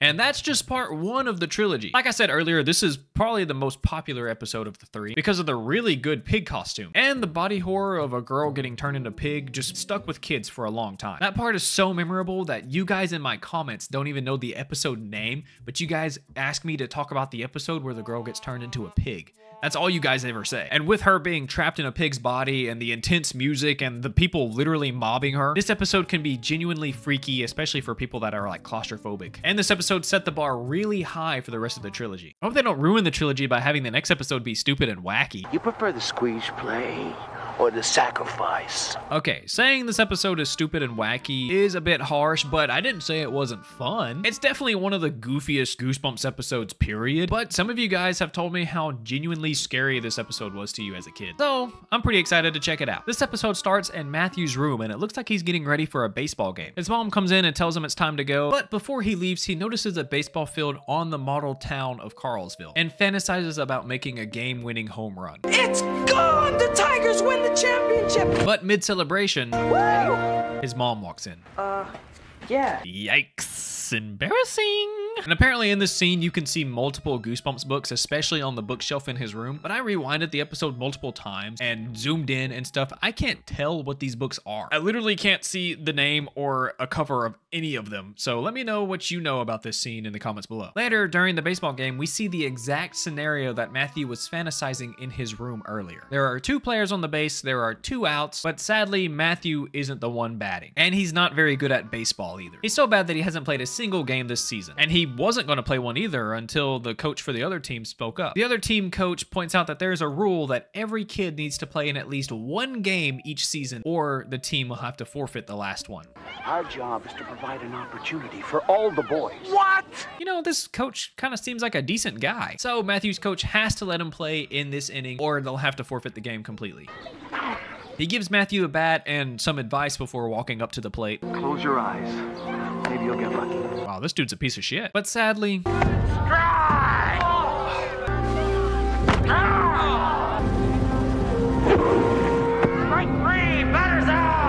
Matthew strikes out and loses the game for the team. And he really beats himself up about it for the rest of the day, even not eating dinner, so he can go to his room and mope around. His dad comes to his room and tries to cheer him up by telling him how proud he is for even trying to do something different. And he invites him to come down to the living room to watch a movie with him and the rest of the family. But Matthew just says, No, I think I'm just gonna stay here. But before his dad walks out, he tells him that there are things you are good at. Baseball might not be one of them, but baseball's not the most important thing in the world. And that's okay. And then right after he leaves...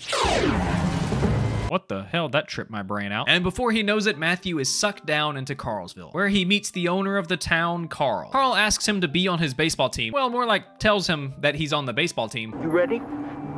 Me? And tonight's the big game, and everyone in town is coming to watch. Or... maybe not. Carl hands Matthew a bat and warns him that they don't play traditional baseball here. It's more like a one-man show, and the only goal of the game is to make it to home base. But before any game can start, of course they have to play the national anthem. Carlsville, Carlsville. Slay, I guess. Now that that's out of the way, we can finally start the game. Play ball! Wait, who's gonna pitch the ball to Matthew? Now that's the most menacing pitching machine I've ever seen in my life. After 2 balls whiff past him going the speed of light, the last ball is pretty much handed to him. I can hit that. So he smacks it out of the park. Well, almost out of the park. It actually was a pretty good hit though, like maybe he does have some talent. Matthew finds it quite hard to make it to first base. It's almost like the base got up and is running away from him. No wait, the base did get up and start running away from him. And the only way he makes it to first base is because he tricked it with the, nah, I'm not interested.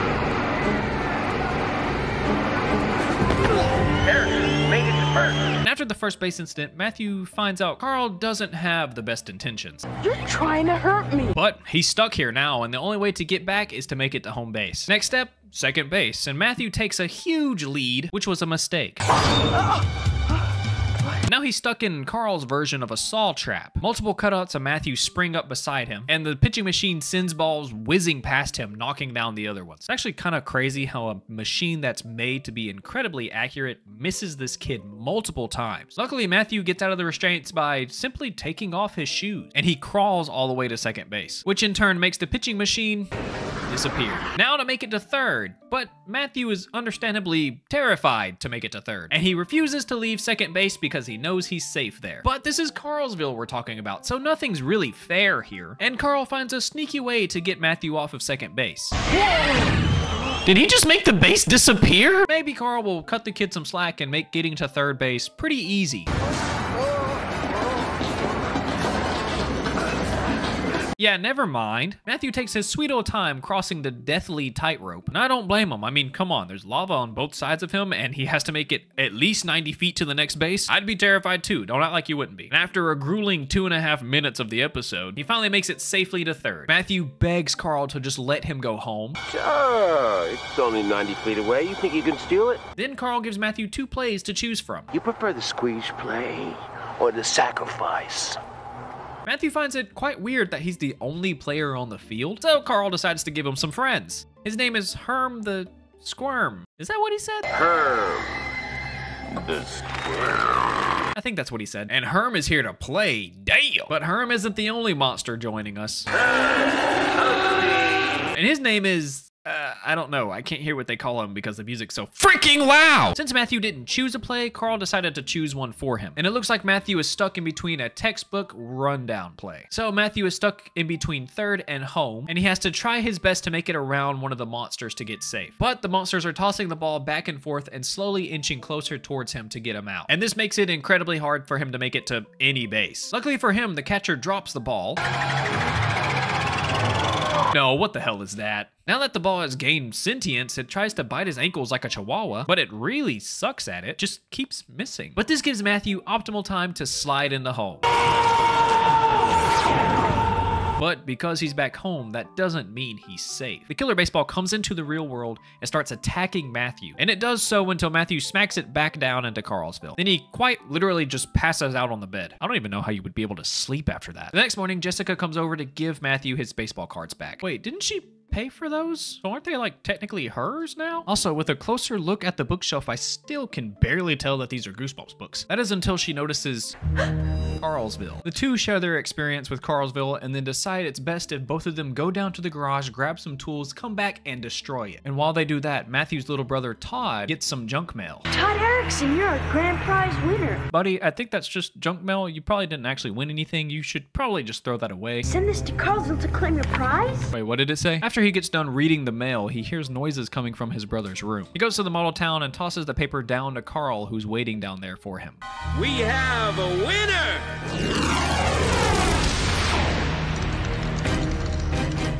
Oh great, now we have to help Todd. Escape from Carlsville starts exactly where the last episode ended. Todd is lost in Carlsville with seemingly no one in sight. Then literally out of nowhere, a parade just appears and starts marching towards him, somewhat trapping him in the middle of the road. This is when we get to see a familiar face. You're our grand prize winner. Okay, somebody please tell me how this guy teleports. He's a doll. I mean, I guess Slappy could also teleport, but Slappy's a dummy. Who are you calling dummy? Carl puts Todd in this really cool red convertible car where he gets a kiss from the queen of Carlsville, I think. I don't know who this lady is. She might be a woman that he just randomly picked up off the street. It's probably most likely what happened. Anyways, they very slowly parade Todd around town as he stays pretty oblivious to everything that's going on around him. Well, at least he's happy. For now. Just then, Jessica and Matthew come back with tools to destroy Carlsville. But before they Hulk smash the town, Matthew notices the junk mail on the floor, and the letter on top has Carl's face on it. Wait, didn't he toss that card down to Carl in the last episode? I think that's a minor fuck up right there. Anyways, when they see this mail, they instantly know what's going on. And just to confirm their suspicion, Jessica notices the population of Carlsville has grown by 1. Back in town, Todd is giving a speech because he won something. We don't know what he won yet, but I have a feeling he won't be making it home like the other two. And I just hope I get home in time for dinner. Yikes. After the speech, Carl decides to take Todd inside, and something tells me that it's not gonna be good. Inside, they go into this Willy Wonka looking room with a bunch of creepy ass dudes wearing doll masks and ponchos. Kind of reminds me of the first Purge movie. Todd once again asks what's the grand prize and if he's gonna make it home for dinner. After you see your prize, you won't even be thinking about dinner. That's when 2 creepy doll people start just running random tests on him. And Carl accidentally lets the grand prize slip. Didn't I tell you?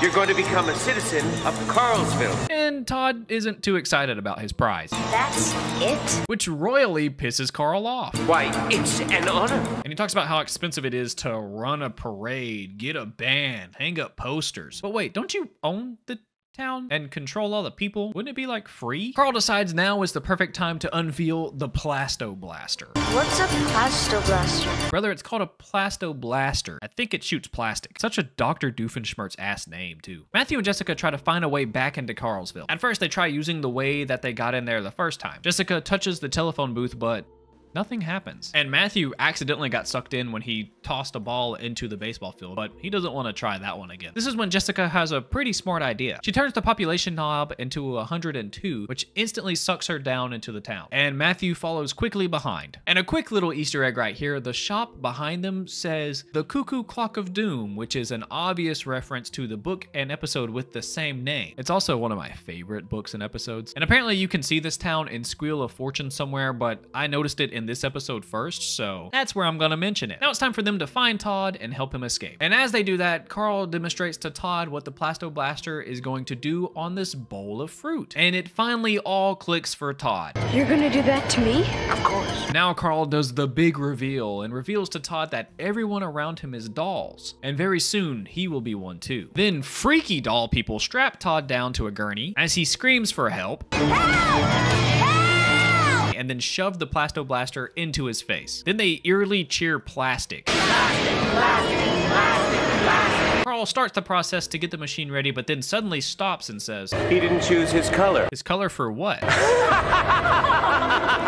No, seriously, his color for what? What are you talking about? Carl then brings out this giant light with a bunch of filters on it and makes Todd choose his favorite color. But all Todd can think about is freedom. Why can't you just let me go? Yellow. The other two follow a trail of confetti and parade litter all the way back to the factory, where they find the parade dolls stuck where they are, cursed to clap until they're told to stop. Which is pretty freaky for me. It's probably the freakiest part of these episodes. They sneak around to the side of the building and they find a small hobbit tunnel that's just built into the factory for some reason, and they use this to get inside. Todd chose green. I still don't know what this color is for. Then he tries his best to bribe Carl, but Carl isn't doing all this for money. I want power. He gives a very narcissistic speech about how he's the king of Carlsville and how he loves to be in control of everyone and everything. And he also likes to torture kids for fun because to him, it passes the time. The other two find the room where Carl and Todd are. Carl is getting the last steps ready to turn Todd into a doll as the other two scramble to find a way to stop him. Luckily, they find the wires that are connected to the machine. And before Carl presses the button, he has to stop and make sure of something. Did I tell you this won't hurt? No. Good. Because it does. Stop it! Damn, dude, the kid's already terrified. Just cut him some slack. I don't think he deserved all that. And as Todd screams for help, Carl presses the button to turn him into a doll. But before the laser can fire, Jessica just starts ripping out cords and pipes, successfully stopping the Plasto Blaster. They grab Todd and they quickly try to escape outside, with Carl right on their tails. Wait a minute, what are their parents doing during all this? Aren't they a little concerned that their kids are missing? Where are the kids? They're playing with that miniature toy town, I believe. I guess that makes sense. Jessica thinks that maybe if they call home again, then they can escape, because that's the way she got home herself. But when they get to the phone booth, need to make a call. Somebody beat them to it. Next, they run to the baseball field in hopes that touching home plate will take them back home, because that's how Matthew got sent back home. But of course, Carl beats them there. And on the way to the baseball field, they started to get pursued by a bunch of creepy doll people. And now they are backed into a corner. Side note, I love that they used twins for this scene. It's almost like they're manufactured dolls and they just kept making the same model. It's a very clever and nice touch that you probably missed when you watched the episode. Just then, Miss Erickson starts vacuuming Matthew's room, which pisses Carl off for some reason. What is that annoying racket? And while this is happening, the kids get captured by the doll people, but they don't make it far before Miss Erickson literally sucks all of them up. They must be vacuuming! Except for the kids, of course, and Carl. For plot reasons, Jessica comes up with the plan that maybe if they get sucked up by the vacuum, that's their chance to escape. So they chase the vacuum all the way to Main Street and try to jump in as Carl does his cool guy walk towards them. Luckily for the kids, it worked. The kids rush to get the adults out of the room and quickly scavenge through the model town to try to find Carl's doll so that they can dispose of him for good. And it must have taken them a while too, because we cut to nighttime where they're burning the town in a fire. The kids aren't certain, but they think that they found Carl's doll because, well, looks like his clothes. Sounds good enough to me. There's a head in the fire that looks similar to Carl already, so maybe they already burned it. They take the doll and toss him in the fire, but not before they say a quippy one-liner. Next time, pick on someone your own size. After that, the camera pans to the vacuum cleaner where we see a doll-sized Carl uses the pipe as a slide and maniacally laughs as the camera fades to darkness. And that's the end of the trilogy. Gotta throw in a nice Goosebumps twist at the end. I'm wondering if they wanted to bring Carl back for some episodes, or maybe they were just gonna leave it like an open-ended thing like they tend to do with these episodes. It's a super fun trilogy to watch, and it really shows off the talents of the Goosebumps writers. When they don't have a book to guide them, they still do really well. I love how Carl is easily a lovable character and also a terrible person. Daniel Cash did an amazing job at playing the lovable asshole, especially during Strike 3 You're Doomed. I know I said it's the worst of the 3 episodes, but you should definitely check that episode out to see his range of character. In that single episode, you see him play an evil mastermind, a quirky, funny commentator, and the tough-loving coach. It's all in the same episode. It's crazy. Carl is definitely one of the most underrated Goosebumps villains ever. I hardly hear him being talked about. Let me know what you think about the Goosebumps trilogy in the comments below. Also, let me know what other Goosebumps episodes you want to see me talk about. I have a Patreon. The $5 members get episodes a day early, plus some bonus content that I'm working on, I promise, and maybe some pictures of my cats here and there. Like the video if you like the video. Thank you for watching the video all the way through. I appreciate you all, and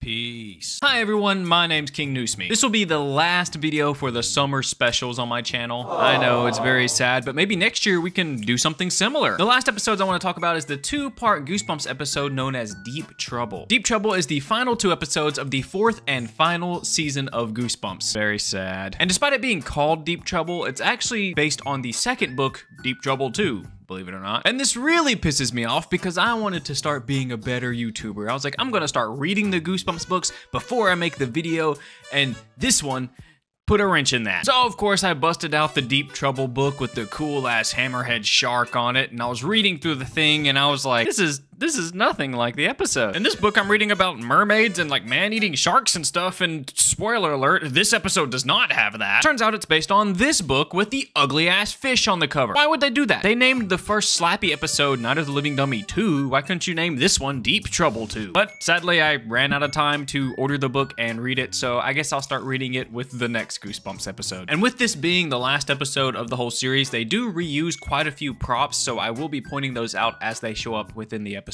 So let's quit yapping and get into it. We start the episode on a beautiful beach where one of our main characters, Sheena, is chilling on an inflatable raft trying to catch some fish. All is good until looks like she's not alone in the water. Sheena is too distracted by fishing that she doesn't notice the comically large shark fin coming right at her. That is until it's very close.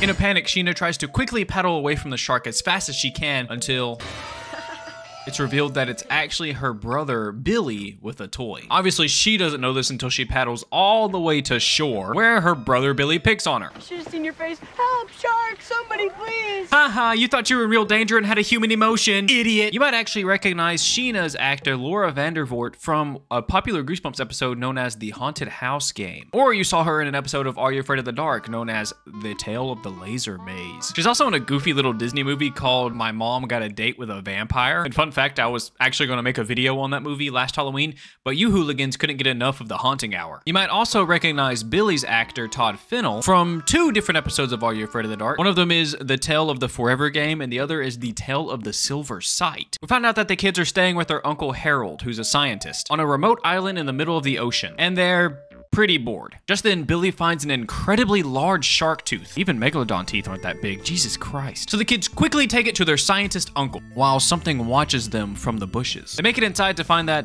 nobody's home, and there's a strange green goo on the floor. Billy, being the genius that he is, sticks his hand in it and smells it. What if it was like puke or something, bro? What have you done then? Billy notices that there's a trail of goo leading outside the door and decides he's gonna go investigate. But Sheena doesn't have a good feeling about it and tries to stop him. But Billy is so bored of just sitting around all day, so he grabs a broom for protection and decides to investigate the yard. And by investigate, I mean he pokes a few palm trees and then heads back inside. Hey, he does more investigating than the police, am I right? The kids figure that their uncle is probably down in his lab because he's nowhere else in the house. The only issue with that is they're not allowed to go down there. I mean, why would you want to go down there? It looks creepy as hell. And much to Sheena's disapproval, they go down there anyways. And it's just a normal looking lab with fish fish and beakers of mysterious liquids and a cute little lizard. Billy picks up one of the beakers and finds that it has the same smell as the green goo that was upstairs. And he wants to take a look at it from underneath a microscope. But of course, Sheena doesn't think that's a good idea. So they literally play tug of war with the green goo until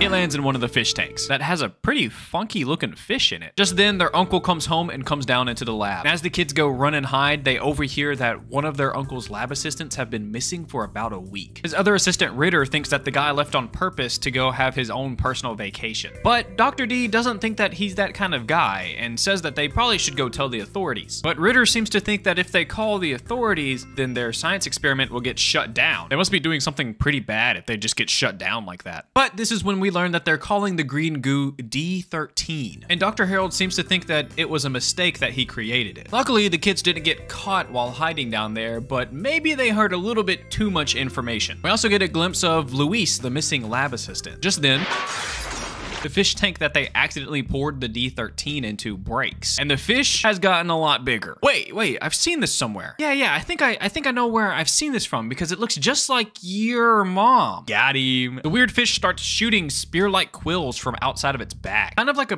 porcupine. Trust me, I tried looking up a fish that shot quills like this out of its back, but I couldn't find any fish that even somewhat resembled this ugly little guy. So it must be a Dr. D original. Now that the fish has destroyed half the lab, the kids decide it's time to make an escape. But it's not that easy. The fish continues to target the kids and shoot spikes directly at them. Luckily, they find refuge in a closet. Oh my god, that was close. And after a second of just chilling out in the closet, they notice that the noises outside stopped. And they were about to walk out, but something starts pulling on the door. And it's way too strong. The kids weren't able to keep it closed. Oh, it's Dr. D. And he doesn't look too happy with them. Oh, and I forgot to mention that Uncle Howard is played by Paul Miller. No, not the incredibly racist Omegle dude. But he was also in an episode of Goosebumps called The Barking Ghost, which is one of the more wacky episodes in my opinion, but I still love it. The kids get into some pretty serious trouble for going into the lab, and even worse, messing with the experiments. But to try to make things better, Billy shows Dr. D the incredibly large shark tooth, but it kind of backfires on him a little bit.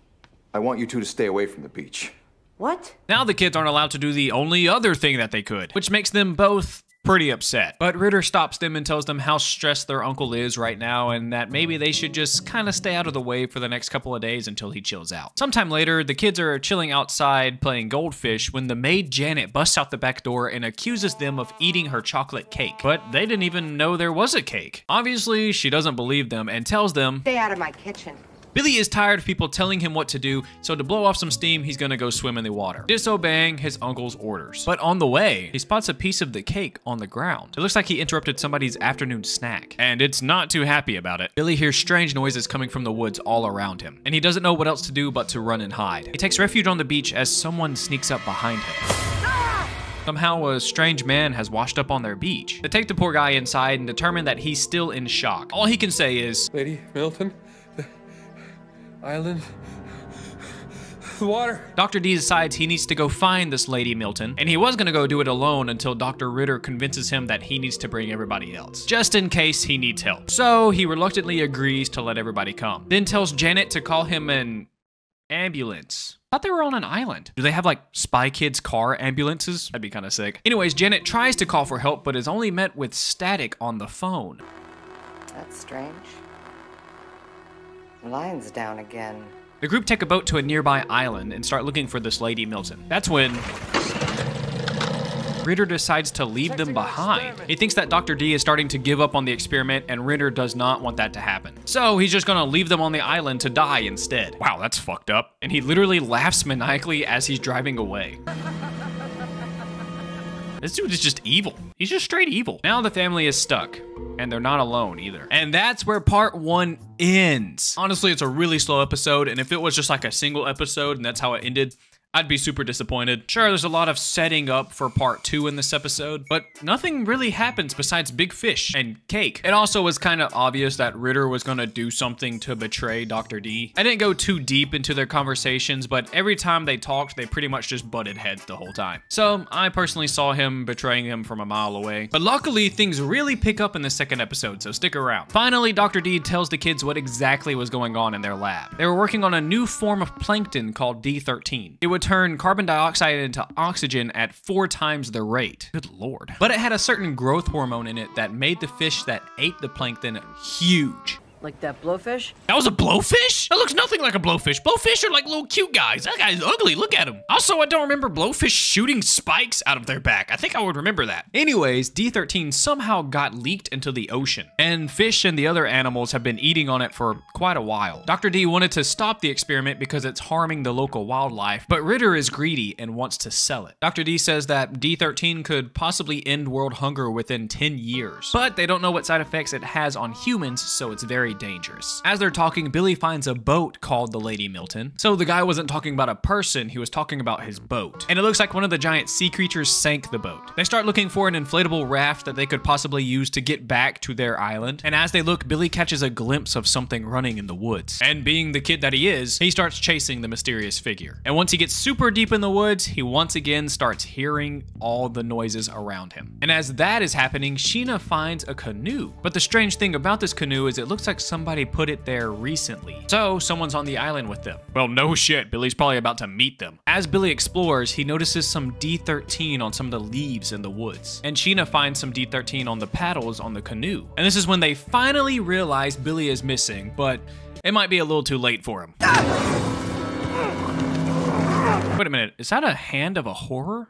From One Day at Horrorland? Yep, that's what it is. That sure is. Dr. D and Sheena start looking around for Billy, but they don't find him. Sheena only finds his watch on the ground. Then she starts to hear all the noises that Billy was hearing around her. But luckily, Dr. D saves her before anything bad can happen. Dr. D thinks that D13 has reached the island and they're possibly in a lot of danger. That's a good way to confirm it. Obviously, they run away from the New Age dinosaur, but then they run into another one. Honestly, the crab's kind of cute. They take refuge in the woods where they find an old shack to hide in. And as the lizard gets closer and closer, the whole shack just starts to shake and rumble. Until... luckily, the lizard is pretty dumb and doesn't know that they're in the shack. The two try to think of a way to try and find Billy, but as they are talking, a monster takes Dr. D to hell with them, leaving Sheena behind. But she's scared of being alone, so she jumps down there with him. It's a pretty dumb decision if you ask me. Looks like whoever's been hunting them down has built a series of tunnels underneath the island and lets massive creatures just hang out down there. Sheena sees that the monsters have tied up their uncle and put a bag over his head. And that's when Billy finds her. Billy grabs her and they quickly try to find a way out, but they get stopped by Easter egg! This is actually one of the ant props from the episode Awesome Ants, believe it or not. Imagine an episode about giant ants, and there's a giant ant in this one. Could you imagine that they use the same prop? Probably costs a lot of money to make a whole new one. The ant has the kids pinned in a corner, and strangely, one of the monsters helps protect them. Not only that, but it knows them. Turns out the cloaked man is actually Luis, the missing lab assistant, and he hasn't tried to make it back to the island because he looks pretty heinous. Luis said that Ritter would pay him an extra $100 a week if Luis would take D13 secretly. And Ritter promised him that it would only make him stronger, but obviously that didn't happen. He also didn't bring the family down there. It was the other fish people, and there's very little hope for their uncle. The other fish people want revenge for what Dr. D has done to them. Since Dr. D invented D13, the fish people hold him responsible for what happened to them. Sheena doesn't want to see anything bad happen to their uncle, so Sheena talks Luis into taking them to the other fish people. And when the kids finally make it to the fish people, they're tying Dr. D to a post. And we finally get to see what they look like. Justice. Another Easter egg, you probably noticed this guy from A Shocker at Shock Street. It's like one of the final scenes of the whole thing. He's like one of the scariest monsters. I don't recognize any of the other masks, so let me know if you do in the comments below. God, this one's really ugly. I don't even know what this one's supposed to be. The fish people send a massive tarantula to eat Dr. D as he begs for his life. He tells them that he tried to make D13 to help people, not to harm them. And he never knew that Ritter was experimenting on humans. But they don't believe him because Ritter told them that he wanted them to be experimented on. It's too late. We will decide your fate, but your invention has determined ours. But before anything bad could happen to him, Sheena steps in to save the day. She explains to them that if Dr. D knew what was going on here, why would he even come to the island? She tells them that Ritter brought the family here so that he could have D13 all to himself, so that he could get rich at the expense of the human race. And this is enough to convince the fish people that Ritter's the bad guy. Back at the island, we see that Ritter is packing up all the experiments to leave when he spots some D13 on the steps to the house. And he instantly knows he's fucked. No, stay away! He tries his best to use a boat to escape, but Hello, Dr. Ritter. Going somewhere? It might be too late. We cut a little bit into the future and we see that Luis is back to normal. Dr. D is literally so smart that he just whipped up an antidote just like that. And they're going to dump it into the ocean in hopes that it would revert all the damage that Ritter has done. I mean, it worked on Luis, why wouldn't it work on the fish? I haven't got a fin or scale on me, but I've kind of lost my taste for seafood though. Oh god, this episode was doing so good without the cringe jokes. Dr. D promises the kids that the rest of the summer is going to be normal summer fun. But they're a little curious about what's going on with Ritter. Apparently he's been missing ever since the fish people got to him. This is when we cut to a sideshow circus, showing off one of the fishmen, and oddly enough, it's being run by the maid Janet. Inside, there's a huge fish tank with one of the fish people in it, and that fish person is Ritter himself. Ah, the karma. And that's the end of the episodes. I told you, things really pick up in the second episode. And I do want to mention that the guy that played Luis is Jason McSkimming, and you might have seen him in an episode of Are You Afraid of the Dark called The Tale of the Last Dance. I just love how much those two shows like intertwined fucking actors and actresses. It's kind of funny to me. I personally think it's an okay episode. Definitely not the best Goosebumps has to offer, but not the worst. It is interesting and it does have a good story to it, even if it does have some wackier moments in it, like this scene with the big lizard. It's so obviously filmed in front of a green screen, it's hilarious. And in the end, they didn't paint the eyes around the dude with the sharp teeth, so it looks like a mask. But I do like Dr. D's character arc. At the beginning of the episode, he's kind of very strict and kind of mean to the kids. He limits the kids' fun so much that at one point, Billy just straight disobeys him and goes to swim, just because of how strict he's being. In the end, he actually turned into just a nice guy that wanted to help the world out, and pretty chill in the end. And like I said, this is sadly the last episodes of Goosebumps, but it was pretty cool seeing how they reused some props to match the episode vibes, but it's kind of a disappointing last episode. I think if they stopped the show with Cry of the Cat, I probably would be a little bit happier with the ending. But let me know what you think of this episode in the comments below. Like I said earlier, I didn't read the correct book because I'm stupid. I didn't have time to order it and then it'd get here in time, so I'm sorry, but I promise I'll start doing that from now on. But there are a few differences on the wiki that I can read about, and I want to mention just a few of the crazier ones. Apparently in the book, D13 was supposed to make the fish bigger. That was their goal. But in the episode, it was just kind of like a side effect to what they were doing. Also in the book, the D13 turned the humans into fish, into literal fish, not these mutant fish people that we see in the episode. And also, unlike what I've been doing this whole video, nobody called Dr. Harold Dr. D. That was a book only thing, and I kind of picked it up from reading the first one. I have a Patreon. The $5 members get episodes a day early, plus some bonus content and maybe some pictures of my cats. Also your name right here. Whoa. Like the video if you liked the video. Thank you for watching the video all the way through. I appreciate you all, and peace. I warn you guys. Now you've awakened the beast.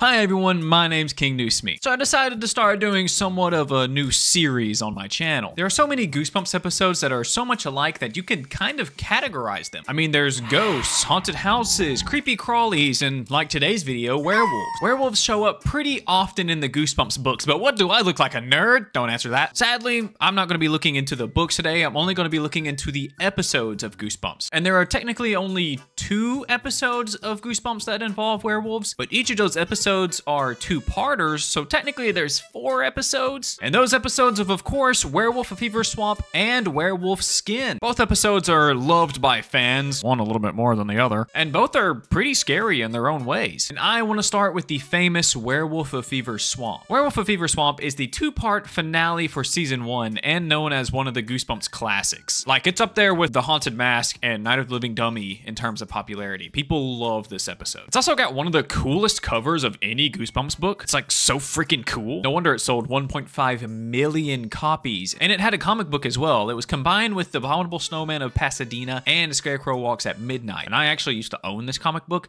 but that was like a long time ago when I was like 6 years old. So Lord knows where it is now. And it was pretty terrifying as a kid. They really made the wolf look horrifying. Just look at this. And since it's so popular, it's actually showed up in a couple of other episodes of Goosebumps. You can see a few props laying here in the episode The Shocker on Shock Street. Like the whole werewolf costume is used right here in the beginning. And in the episode Bride of the Living Dummy, it's actually on the TV in one of the scenes. I actually pointed this out with a bunch of other Easter eggs in my video about the whole Slappy trilogy, so go check that out if you haven't seen that. It also shows up in a completely different series, a series that I kind of want to talk about one day, called Animorphs. In the third episode, Underground, one of the characters' dads is watching it on the TV. But that's enough yapping about the episode, let's get into it.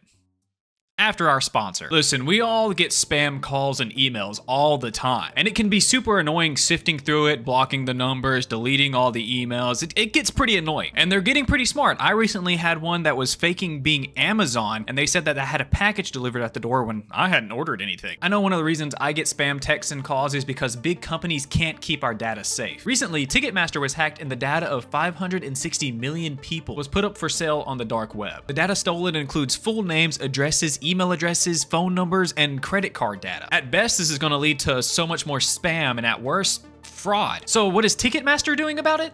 Nothing. They said that they didn't think the hack would have material impact on overall business. All these businesses happily take our data but do nothing to protect it. That's why I use Aura, the sponsor of today's video. Aura alerts me when my data has been part of a data breach or leaked on the dark web. It gives me fast fraud alerts if anyone tries to use the data to access my credit card or bank account. And it removes my information from data broker websites, so I get less spam. I also get things like transaction monitoring, VPN, antivirus, password manager, parental controls, and identity theft insurance. I get this all in one app at one affordable price. If my info is compromised in the Ticketmaster data breach, I wouldn't worry, because Aura is always on, always doing the hard work of keeping me safe. I'm not leaving myself and my family vulnerable to data breaches. And if you don't want to either, you can go to aura.com/kingnewsme and try your first 2 weeks for free. It's also linked in the description below. And thank you, Aura, for sponsoring this video. Now let's get into it. We start this episode with our man R.L. Stein introducing the episode in one of the most awkward intros I've ever seen. I'll see you after the show.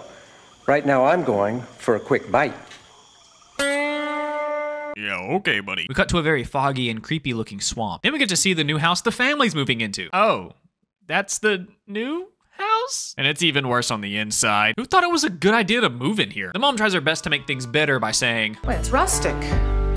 Rustic's in these days. No, ma'am. That's not rustic. That's crusty. Is this a blood stain?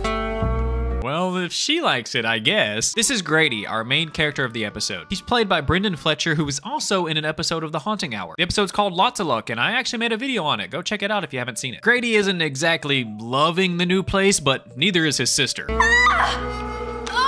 who just found a corn snake in the medicine cabinet. Her name is Emily, and she really hates that she had to move away from her friends and boyfriend. Hey, give the snake an ear and it'll look like your old boyfriend. Grady. Damn, that's actually kind of funny. Luckily for Grady, he gets to set the little snake free in the swamp. He doesn't go far into the woods, but when he turns around, he doesn't know where he is. He doesn't remember walking this deep into the swamp. And as he explores deeper, the animal noises get louder and closer. Grady tries to keep himself calm by telling himself, I am not lost. The more you say it, doesn't make it any truer, kid. The only thing that makes things worse right now is that Grady's not alone. Someone is following him through the swamp, and Grady can hear this, so he starts to panic and tries to run away, but it's no use. And I wish I knew exactly what happened next, but we just cut to darkness, and then Grady's back home. So I guess using context clues, the swamp hermit helped him get home? Maybe? But he's still a very weird guy. Grady and Emily talk about why they moved to Fever Swamp and how much they hate it here. Emily even says that she'd rather go to boarding school than live in the middle of nowhere. But Grady's a good kid and tries to see the bright side of things. Their parents are scientists, and they're finally getting the chance to do an experiment that they've been wanting to do for years. And I'm not gonna be the one to ruin it. Dang, he spoke pretty well to have his mouth full of toothpaste. Whenever I do it, I sound like, her sister came down in a bubble, dog. Uh-huh. Her sister was a wolf. Yeah, right, yeah. The Wicked Witch of the East, dog. The Wicked Witch of the East, yeah. I have no clue what you just said. But sadly for Emily, things are only gonna get worse. Oh! Well, worse than that. The next day, we learn about the experiment that their parents are conducting. They brought some deer here, and they're going to tag them and release them to the swamp to see how quickly they adapt to the new environment. And in the episode, they don't say what deer they are, but in the book, they are swamp deer from South America. And they just wanted to see how they would act in Florida swamps. This is when Grady and his dad talk about their new home. Did you ever think that you would be spending your teenage years in a place like Fever Swamp? Not in my wildest dreams. I don't think any kid wants to move from a bigger city to the middle of nowhere, so I don't think he's too happy about it. But his dad promises him that he will make a lot of new friends and go on a lot of really cool adventures. But so far, all he's done is get lost in the swamp, and as for friends, it's not looking too good. Grady tells his dad that something just feels off about this place, and his dad tries to make him feel better by comparing him to the deer. He says that they've never seen the swamp before either, but soon they'll learn to adapt and soon they'll love it. Very interesting. Glad I could be a part of your study. Damn, Grady has some A1 sarcasm for real. After some pretty mundane footage to show you how boring it is here in Fever Swamp, Grady finally runs into somebody that's not a crazy 80-year-old man. This is Will Blake, and he is the only other kid that lives in the area. Will is played by Michael Berry, who you might know from an episode of Are You Afraid of the Dark known as The Tale of the Crimson Clown. I actually talked about that episode, so go check that video out if you have seen it. I'm sorry I keep shouting out my videos. They just keep popping up. Will and Grady become friends pretty quickly. I mean, who else are you gonna be friends with, am I right? But of course, them being from two totally different parts of the US, they both have different ideas of fun. Grady just wants to play catch for a little bit, but Will would rather go shoot targets out back with his BB gun. Our family kind of doesn't believe in guns.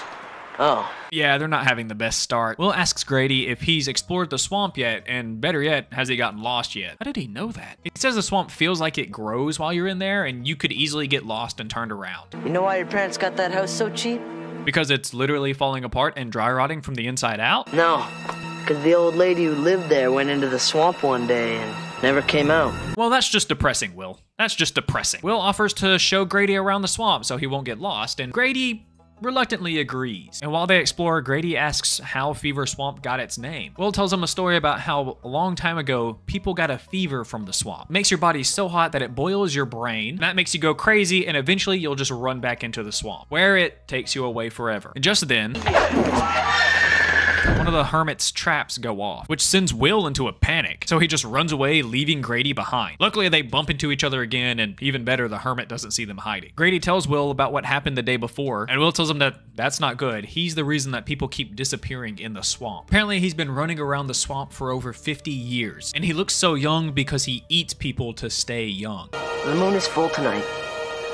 You'll hear him howling and you'll know exactly what he is. That's right, Will believes that the swamp hermit is a werewolf. And later that night, while Grady's looking at the full moon, he hears the howling, just like Will said he would. At dinner, Grady tells everybody about the story of Fever Swamp, and that a lot of people have gone missing in the past couple of years, including the old lady that used to live in their house. But Will knows what got her. A werewolf. And that werewolf is the swamp hermit. And of course, none of his family believe him, and his dad just becomes a typical scientist and takes away all the fun. And he tells Grady that there's no such thing as werewolves, and the hermit's just a lonely guy that's never harmed anyone. But then we cut to an Easter egg! Any Goosebumps fan will recognize that the haunted mask is on the bottom of this skateboard. It also shows up in the very weird episode Strained Peas. That night, Grady wakes up in a panic. He's sweating, and he fears that he has the swamp fever. Luckily for him, he's just being delusional, so he takes a step on the balcony just to calm down. But that's when he spots something watching him from the woodline. He runs downstairs and tries to lock all the doors, but it might be too late. Grady cautiously walks towards the door, and that's when something pounces on Grady. It looks like a rabid dog got into their house and is now attacking Grady. Luckily, his mom and sister come and save him, but it looks like that was trying to kill you? It's just a normal dog. He didn't even get bitten. It looks like the dog was just a little too excited. His dad was outside checking on the deer and accidentally left the door open, and so that's how the dog got inside the house. And Grady just figures that the howling he heard earlier was probably from the dog. Grady quickly takes a liking to the little pup and begs his parents to keep him. After all, life in the country is not complete without a dog.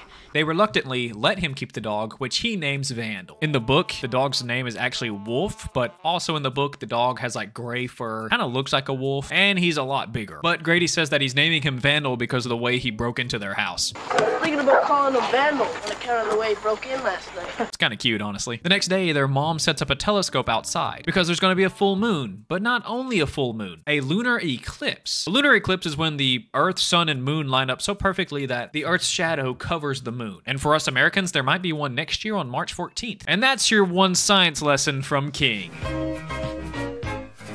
Later, Grady and Will are walking through the swamp with Vandal, and while they're walking around, they spot these dried flowers hanging off some limbs. These flowers are wolfsbane, an actual flower that's said to ward off werewolves. Of course, educated people know it doesn't work. Will says that the whole silver bullet thing is a myth as well, that were people made it up so that poor people couldn't hunt them down. And that's when Grady steps on the wrong branch and slips all the way down into the bog, also known as the heart of the swamp. Will comes down and helps him get up, and Will tells him a story about one time a kid fell into it and the bog sucked him down like it's quicksand. And the boys are feeling a little adventurous, so Will sticks his arm in the bog, ew, but he can't pull it out. Something's got me, help me. Grady quickly comes to help his friend, and luckily they get his arm out, but oh, it was only a shoe. He was just kidding the whole time. Later that day, Emily finds a cute bunny laying outside. Aww. Too bad it's dead.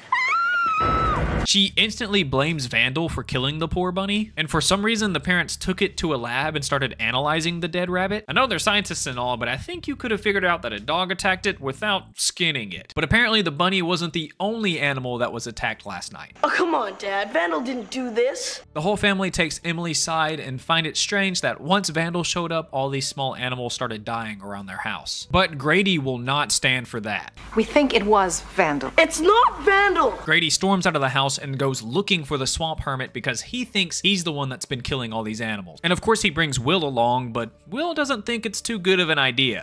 All right, I'll go, but I'm out of there before the moon rises. They find the hermit's shack in the woods and they start searching around for evidence that the hermit is possibly a werewolf. And Will's not making anything better. One bite, man, that's all it takes, and you'll be just like him. A werewolf. We get it. You don't want to be a werewolf. They don't find any evidence that he's a werewolf, but they do find something worse. He's been watching them the whole time. The hermit chases them through the woods all the way until Grady accidentally falls into one of his traps. That's when the hermit takes Grady down and drags him all the way back to his shack. And while he's trapped, Grady notices that the hermit is really hairy and has really long and odd-shaped fingernails, almost like they're claws. Grady seems to think it's a good idea to threaten the hermit. My parents are probably on their way now. And they've got guns, really big guns. So the hermit answers by showing Grady that he has some firepower as well. And as the sun falls, the hermit takes a really close look at Grady, but doesn't seem too impressed. He then walks outside and lets his animal instincts free as Grady slips out the back door. Grady runs all the way home and then begs his mom if they could go anywhere, stay at a hotel, just stay somewhere far away from Fever Swamp just for tonight. Gotta go to a motel or something, just anywhere, just as long as we're away from the swamp. Of course, she has no idea what's going on, so she tries to calm him down and asks him what exactly is happening. So he tells her about the hermit. Did he hurt you?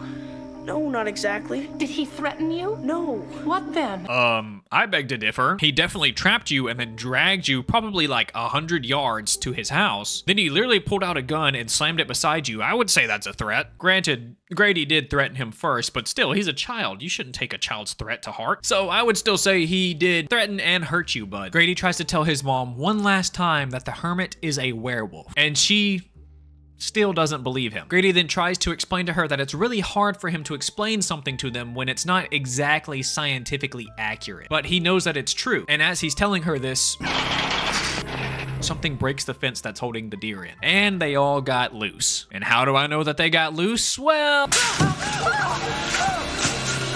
one tries to jump into their house. While Vandal barks his head off, the two check the fence to find that it's ripped completely in half. And not only that, but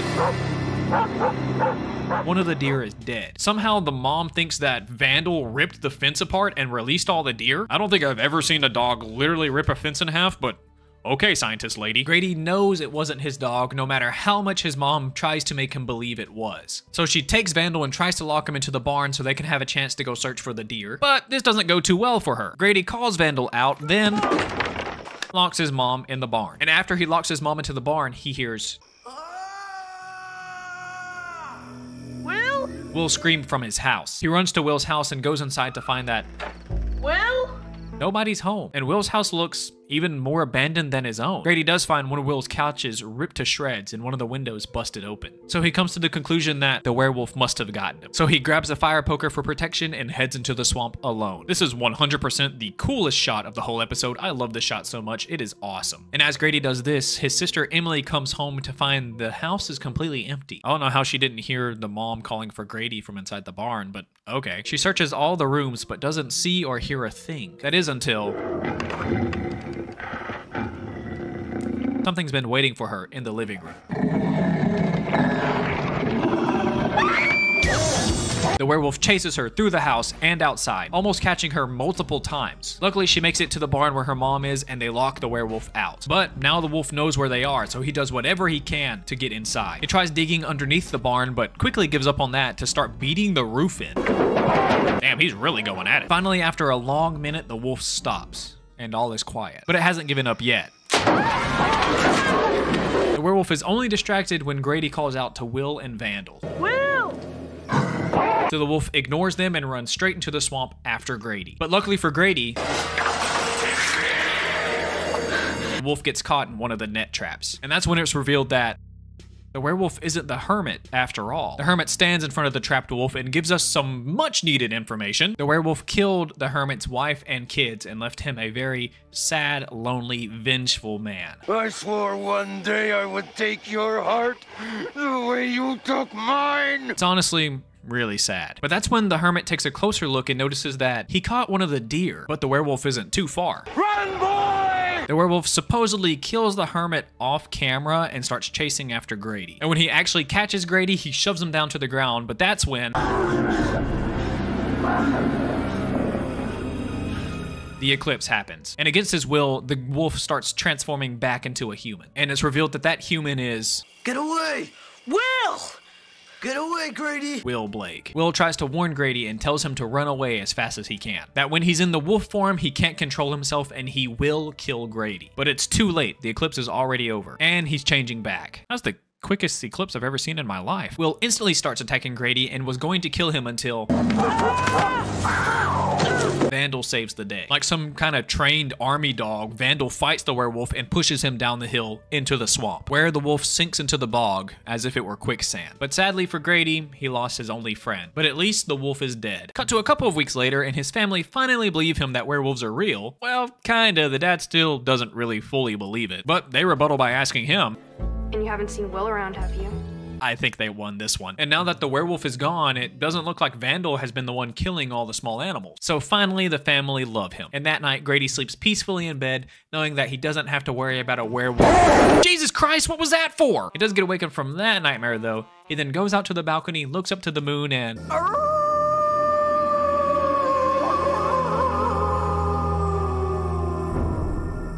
And that's where the episode ends. Kind of. R.L. Stine sends us off and tells us that werewolves aren't real, which is a lie because he's obviously one. I absolutely adore this episode. Such a great episode, such a solid story. And I know after all this time, the twist has been spoiled multiple times, but when I was younger and it was my first time watching that, I did not see it coming at all. I was absolutely blown away that Will was the werewolf. And to me, this doesn't feel like a Goosebumps episode at all. Each Goosebumps episode has kind of a certain vibe to it, you know, it's kind of lighthearted, it has scary moments, but nothing is too serious. That one does not have this vibe at all. Everything is super dark and serious, and it just seems a little off from the other episodes. It's genuinely scary at some points, and it's still scary even to me as an adult. It's so scary that the UK had to give it a 12+ rating. It even beats most of the shitty horror movies that have come out in the past 2 years. And a while back, before I hit 10K subs, I asked you guys which episode you guys liked more, and of course you guys voted for this one, but I had a few comments saying that they didn't like how little the werewolf was shown in the episode. To me personally, I thought that was perfect. They build up all this mystery surrounding the werewolf, and they even make you question if it's real. And once you almost stop believing Grady, boom. Werewolf. Sure, it took 35 of the 45-minute episode for it to show up, but I think that's what makes the reveal so much better. And there are a few differences from the book that I'd want to point out. The big one is that they completely left a character out, Cassie. Cassie is a weird girl that's one of Grady's neighbors, and she's actually the one that fills Grady's head with all the werewolf stuff in the book. And Will kind of picks on her for believing in werewolves in the book. Basically, Will does everything that Cassie does in the book. And also at the end of the book, Grady actually turns into the werewolf and runs into the swamp. In the episode, they kind of left it open for you to decide. When I was little, I thought that it was kind of like him mourning his friend because that's how wolves mourn. They howl at the moon. But we didn't see Grady get bitten by Will, so I don't know if he actually did get turned into a wolf. It's such a good episode. There's so much I can say about it. But of course, we have another two-parter episode to jump into, and it's definitely something else. Werewolf Skin is the 13th and 14th episode of season 3 of Goosebumps. And surprisingly, this episode almost didn't get made. First of all, the book wasn't even finished yet when the episode started production, and writers Dan Angel and Billy Brown wrote the initial script for the episode, but it was deemed too unfilmable, and it was rejected by executives, which caused the two to leave Goosebumps. Yikes, they must really not have wanted it to change. Their excuse was it had too many set changes and stunts, and it was too unrealistic to film. And apparently they had a scene where they were showing the werewolves eating a deer on camera. I think I see why it was rejected. Luckily, Ron Oliver rewrote the script and we got this amazing episode. And unlike the previous episode, this one doesn't show up in any other episodes of Goosebumps. But there are a few Easter eggs in it, so I'll point them out as we come across them. So let's quit yapping and get into the episode. We start the episode with a creepy little rinky-dinky gas station with music to match it.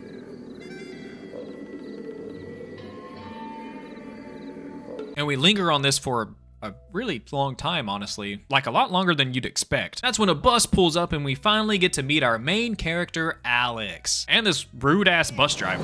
Aren't you forgetting something?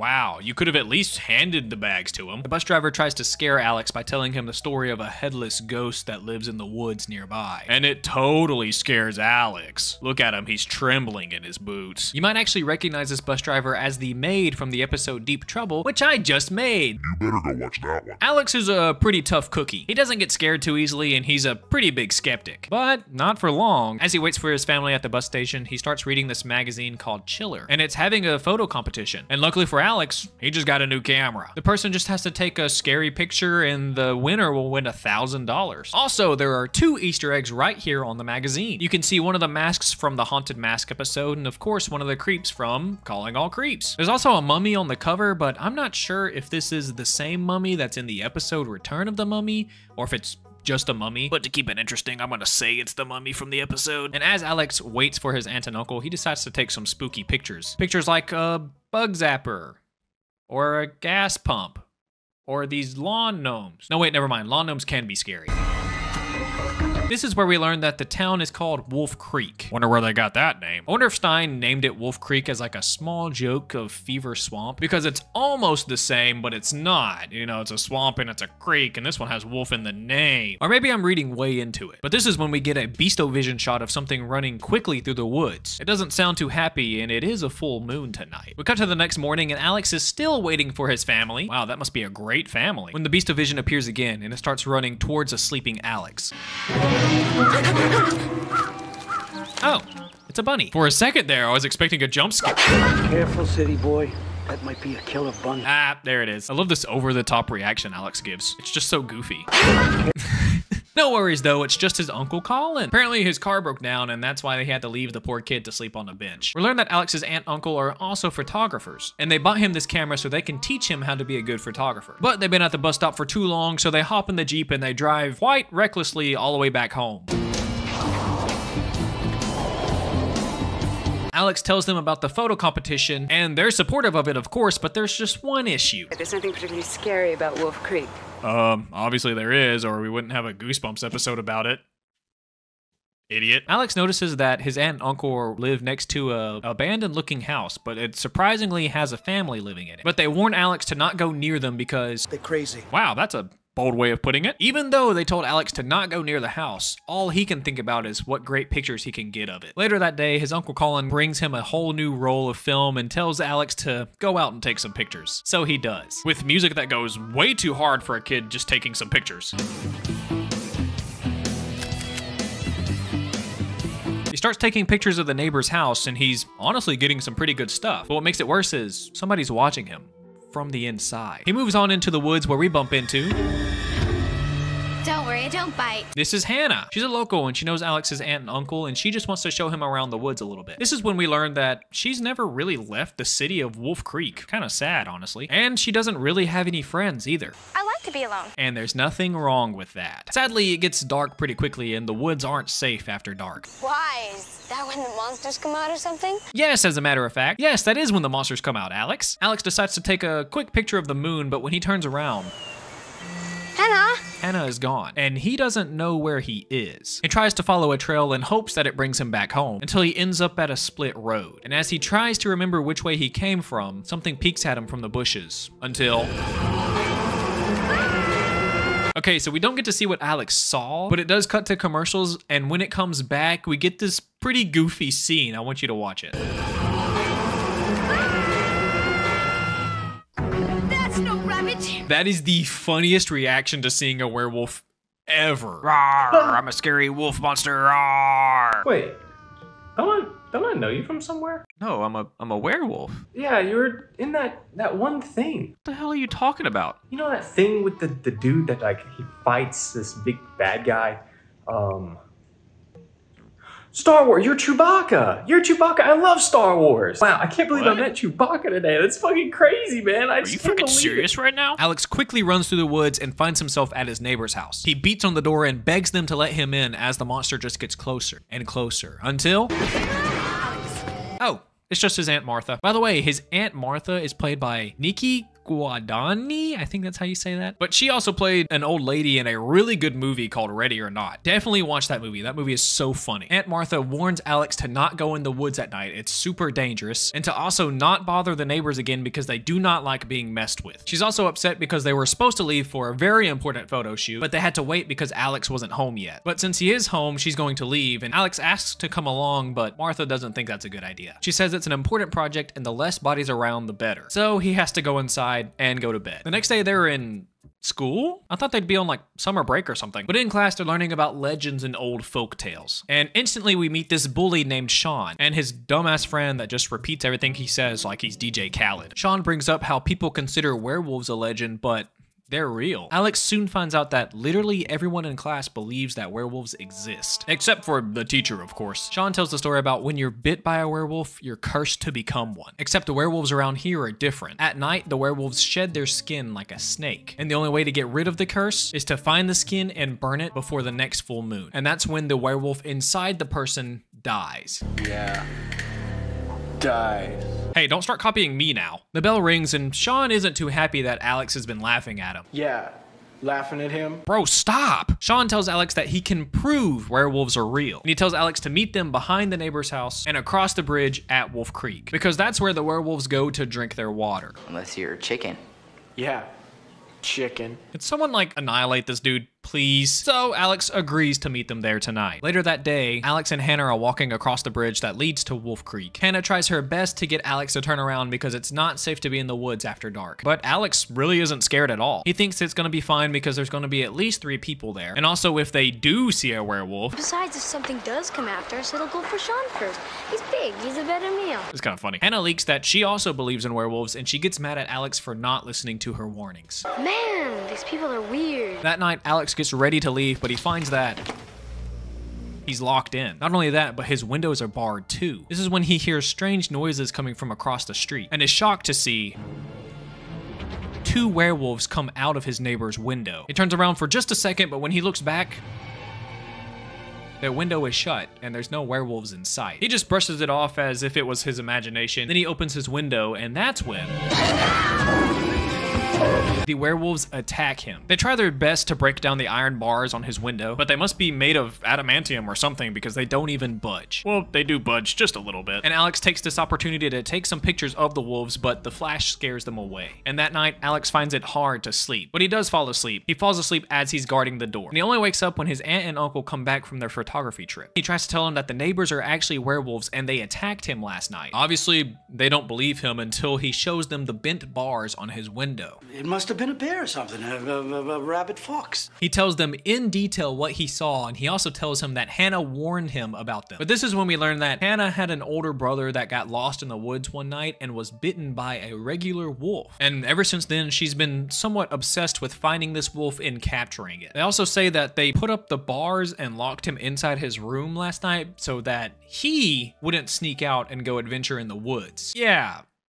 Okay. Alex tells Hannah what he saw last night, and this is when she confesses that she's seen the werewolves multiple times. And she said that she didn't tell him because she was afraid that he wouldn't believe her because nobody believed her brother when he tried to tell them. Hannah tells Alex that the werewolf attacks are getting more frequent because they're cutting down most of the forest to make the city bigger. Alex starts putting some puzzle pieces together and figures out that maybe his aunt and uncle's big project is taking pictures of werewolves to send to the government. And this kind of pisses him off, so he says that he's going to leak the werewolf information to as many news outlets as he can so that everyone knows that werewolves exist. But this is when they bump into Tweedledee and Tweedlestupid. The two stooges are mad that Alex ghosted them last night. Alex tells them that he doesn't have to go into the woods to see the werewolves because his neighbors are the werewolves. So he dares them to meet him at the neighbor's house tonight and he will show them where the werewolves live.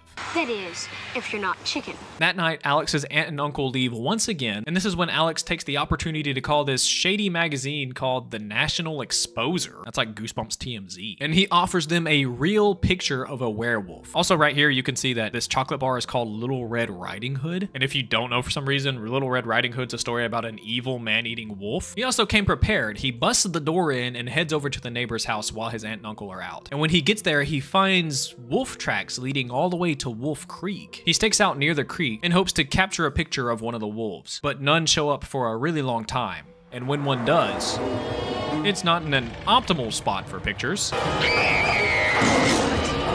all right. Oh, it looks like it was just his teacher. Hannah told the teacher about Alex trying to capture a picture of a werewolf, so the teacher came to protect him because he doesn't want them to get to him. Wait, I thought the teacher didn't believe in werewolves. Of course I do, Alex. I have to. Why? Luckily, that was a dream as well. Sadly, Alex slept through his only chance to catch a werewolf on camera. And on his way home, he finds his family Jeep trashed and on the side of the creek. And even worse, werewolf fur is hanging off of it. Alex runs home and searches for his aunt and uncle, but they're not home. He does catch some pictures of his neighbors de-skinning, only it might not be his neighbors.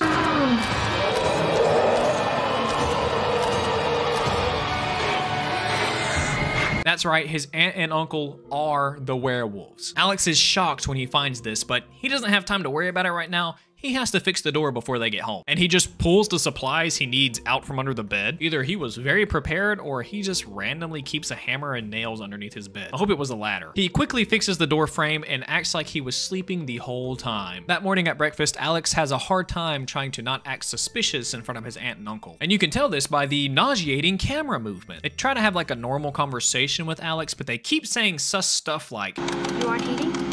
No thanks. We had a bite last night.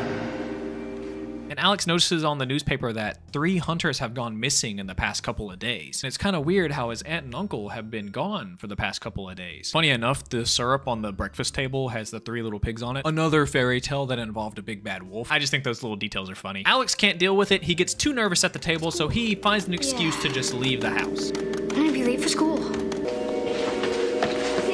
Alex takes Hannah to the spot where the Jeep was trashed, but when they get there, the Jeep is gone. Hannah is now worried about Alex's safety with his family being werewolves and all, but Alex figures out that that's the reason that they've been locking him in at night, so that they don't hurt him. Yeah, that went well, right? Alex wants to help them get rid of the curse, but he doesn't know how, but he's going to try anyways. Later that day, Alex and Hannah head over to the neighbor's house and look for the skins, but as they do that, Beavis and Butthead have something planned. He finds the skins hiding in a closet, puts them in a trash bag, but they've spent a little too long looking for the skins, and it's getting kind of late, and somebody's coming looking for them. Luckily, the two escape before anyone can notice. Where are the skins? No, I don't know. Alex and Hannah dig a really deep hole and bury the skins in it. Well, Alex digs the hole, and Hannah gets too scared and leaves. And as he digs, somebody is peeking out at him from the bushes. Alex can sense that something is wrong, so he decides to be brave and head into the woods, where he finds... Thing 1 and Thing 2 were just trying to scare him. Alex tries to warn them and tell them to leave, but they don't listen to him. You don't really think we believe in that junk, do you? Do ya? Well, you might want to start believing him, because it might bite you in the ass. Literally.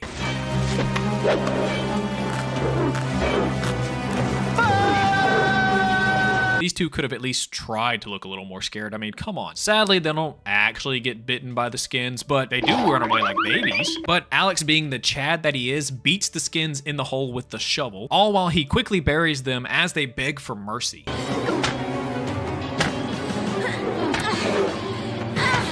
Finally, everything is quiet and all is good. Until... Our skins. His aunt and uncle come looking for their skin, and the skins haven't given up either. So cold. Alex fights both his aunt and uncle and the skins until the moon is uncovered by the clouds and the curse is finally lifted. Holy shit, they explode? That was so unnecessary. Why did that happen? They for real gave the skins the slappy treatment. Now that the curse is actually gone, the family is free. We cut to the next day where Uncle Colin is teaching Alex how to develop the picture he's been taking. And after all this time, he still didn't get a good picture of the werewolves. Or did he? What the? Looks like Hannah's been keeping a big secret from Alex. And speaking of Hannah, she shows up to hang out. What's the matter? I told you I don't bite. And that's where the episode ends. I told you this one's way goofier than Fever Swamp. I feel like it's a nice contrast though. I mean, we already have a really serious, really scary werewolf episode. Why not just have some fun with the idea? Let's make a wacky werewolf one where they literally shed their skin and then the skins explode. That's fun. Now, compared to Fever Swamp, it's a pretty trash episode, I'm not gonna lie. But compared to the other Goosebumps episodes, not that bad. Sure, the acting is quite atrocious sometimes, and there's really cringe jokes everywhere, and the story is a bit all over the place, but it makes for a super fun and really entertaining episode. It feels like an episode that I would just put on for good vibes, maybe at a Halloween party or something, just something goofy and fun. As for Fever Swamp, I'd probably put it on while I'm sitting home alone on a rainy night and I want to get a little scared. I think this episode works really well because it doesn't take itself too seriously, but it does have a few decent jump scares in it, and a few differences that I noticed from the book to the episode is I think the story in the book was closer to Halloween time. I can't really tell, but I think it's like summertime for these guys. And in the book, the skins are more like capes, not like costumes from Spirit Halloween. Speaking of the skins, at the end of the book, Alex and Hannah actually wear the skins to lift the curse from his aunt and uncle. Just a weird difference that I don't think makes much sense. Charn and Arjun are actually race swapped in the episode. Arjun is an Indian boy in the book and Sean is a Caucasian boy in the book. I don't know why they decided to race swap it for the episode. There are a few more small differences, but they're nothing like too big that I feel like I should mention. But if you want to, let me know in the comments below. Also, let me know how you feel about the Werewolves of Goosebumps in the comments below. I have a Patreon. The $5 members get episodes a day early, plus some bonus content and maybe some pictures of my cats. Also your name right here. Crazy. Like the video if you like the video. Thank you for watching the video all the way through. I appreciate you all, and peace.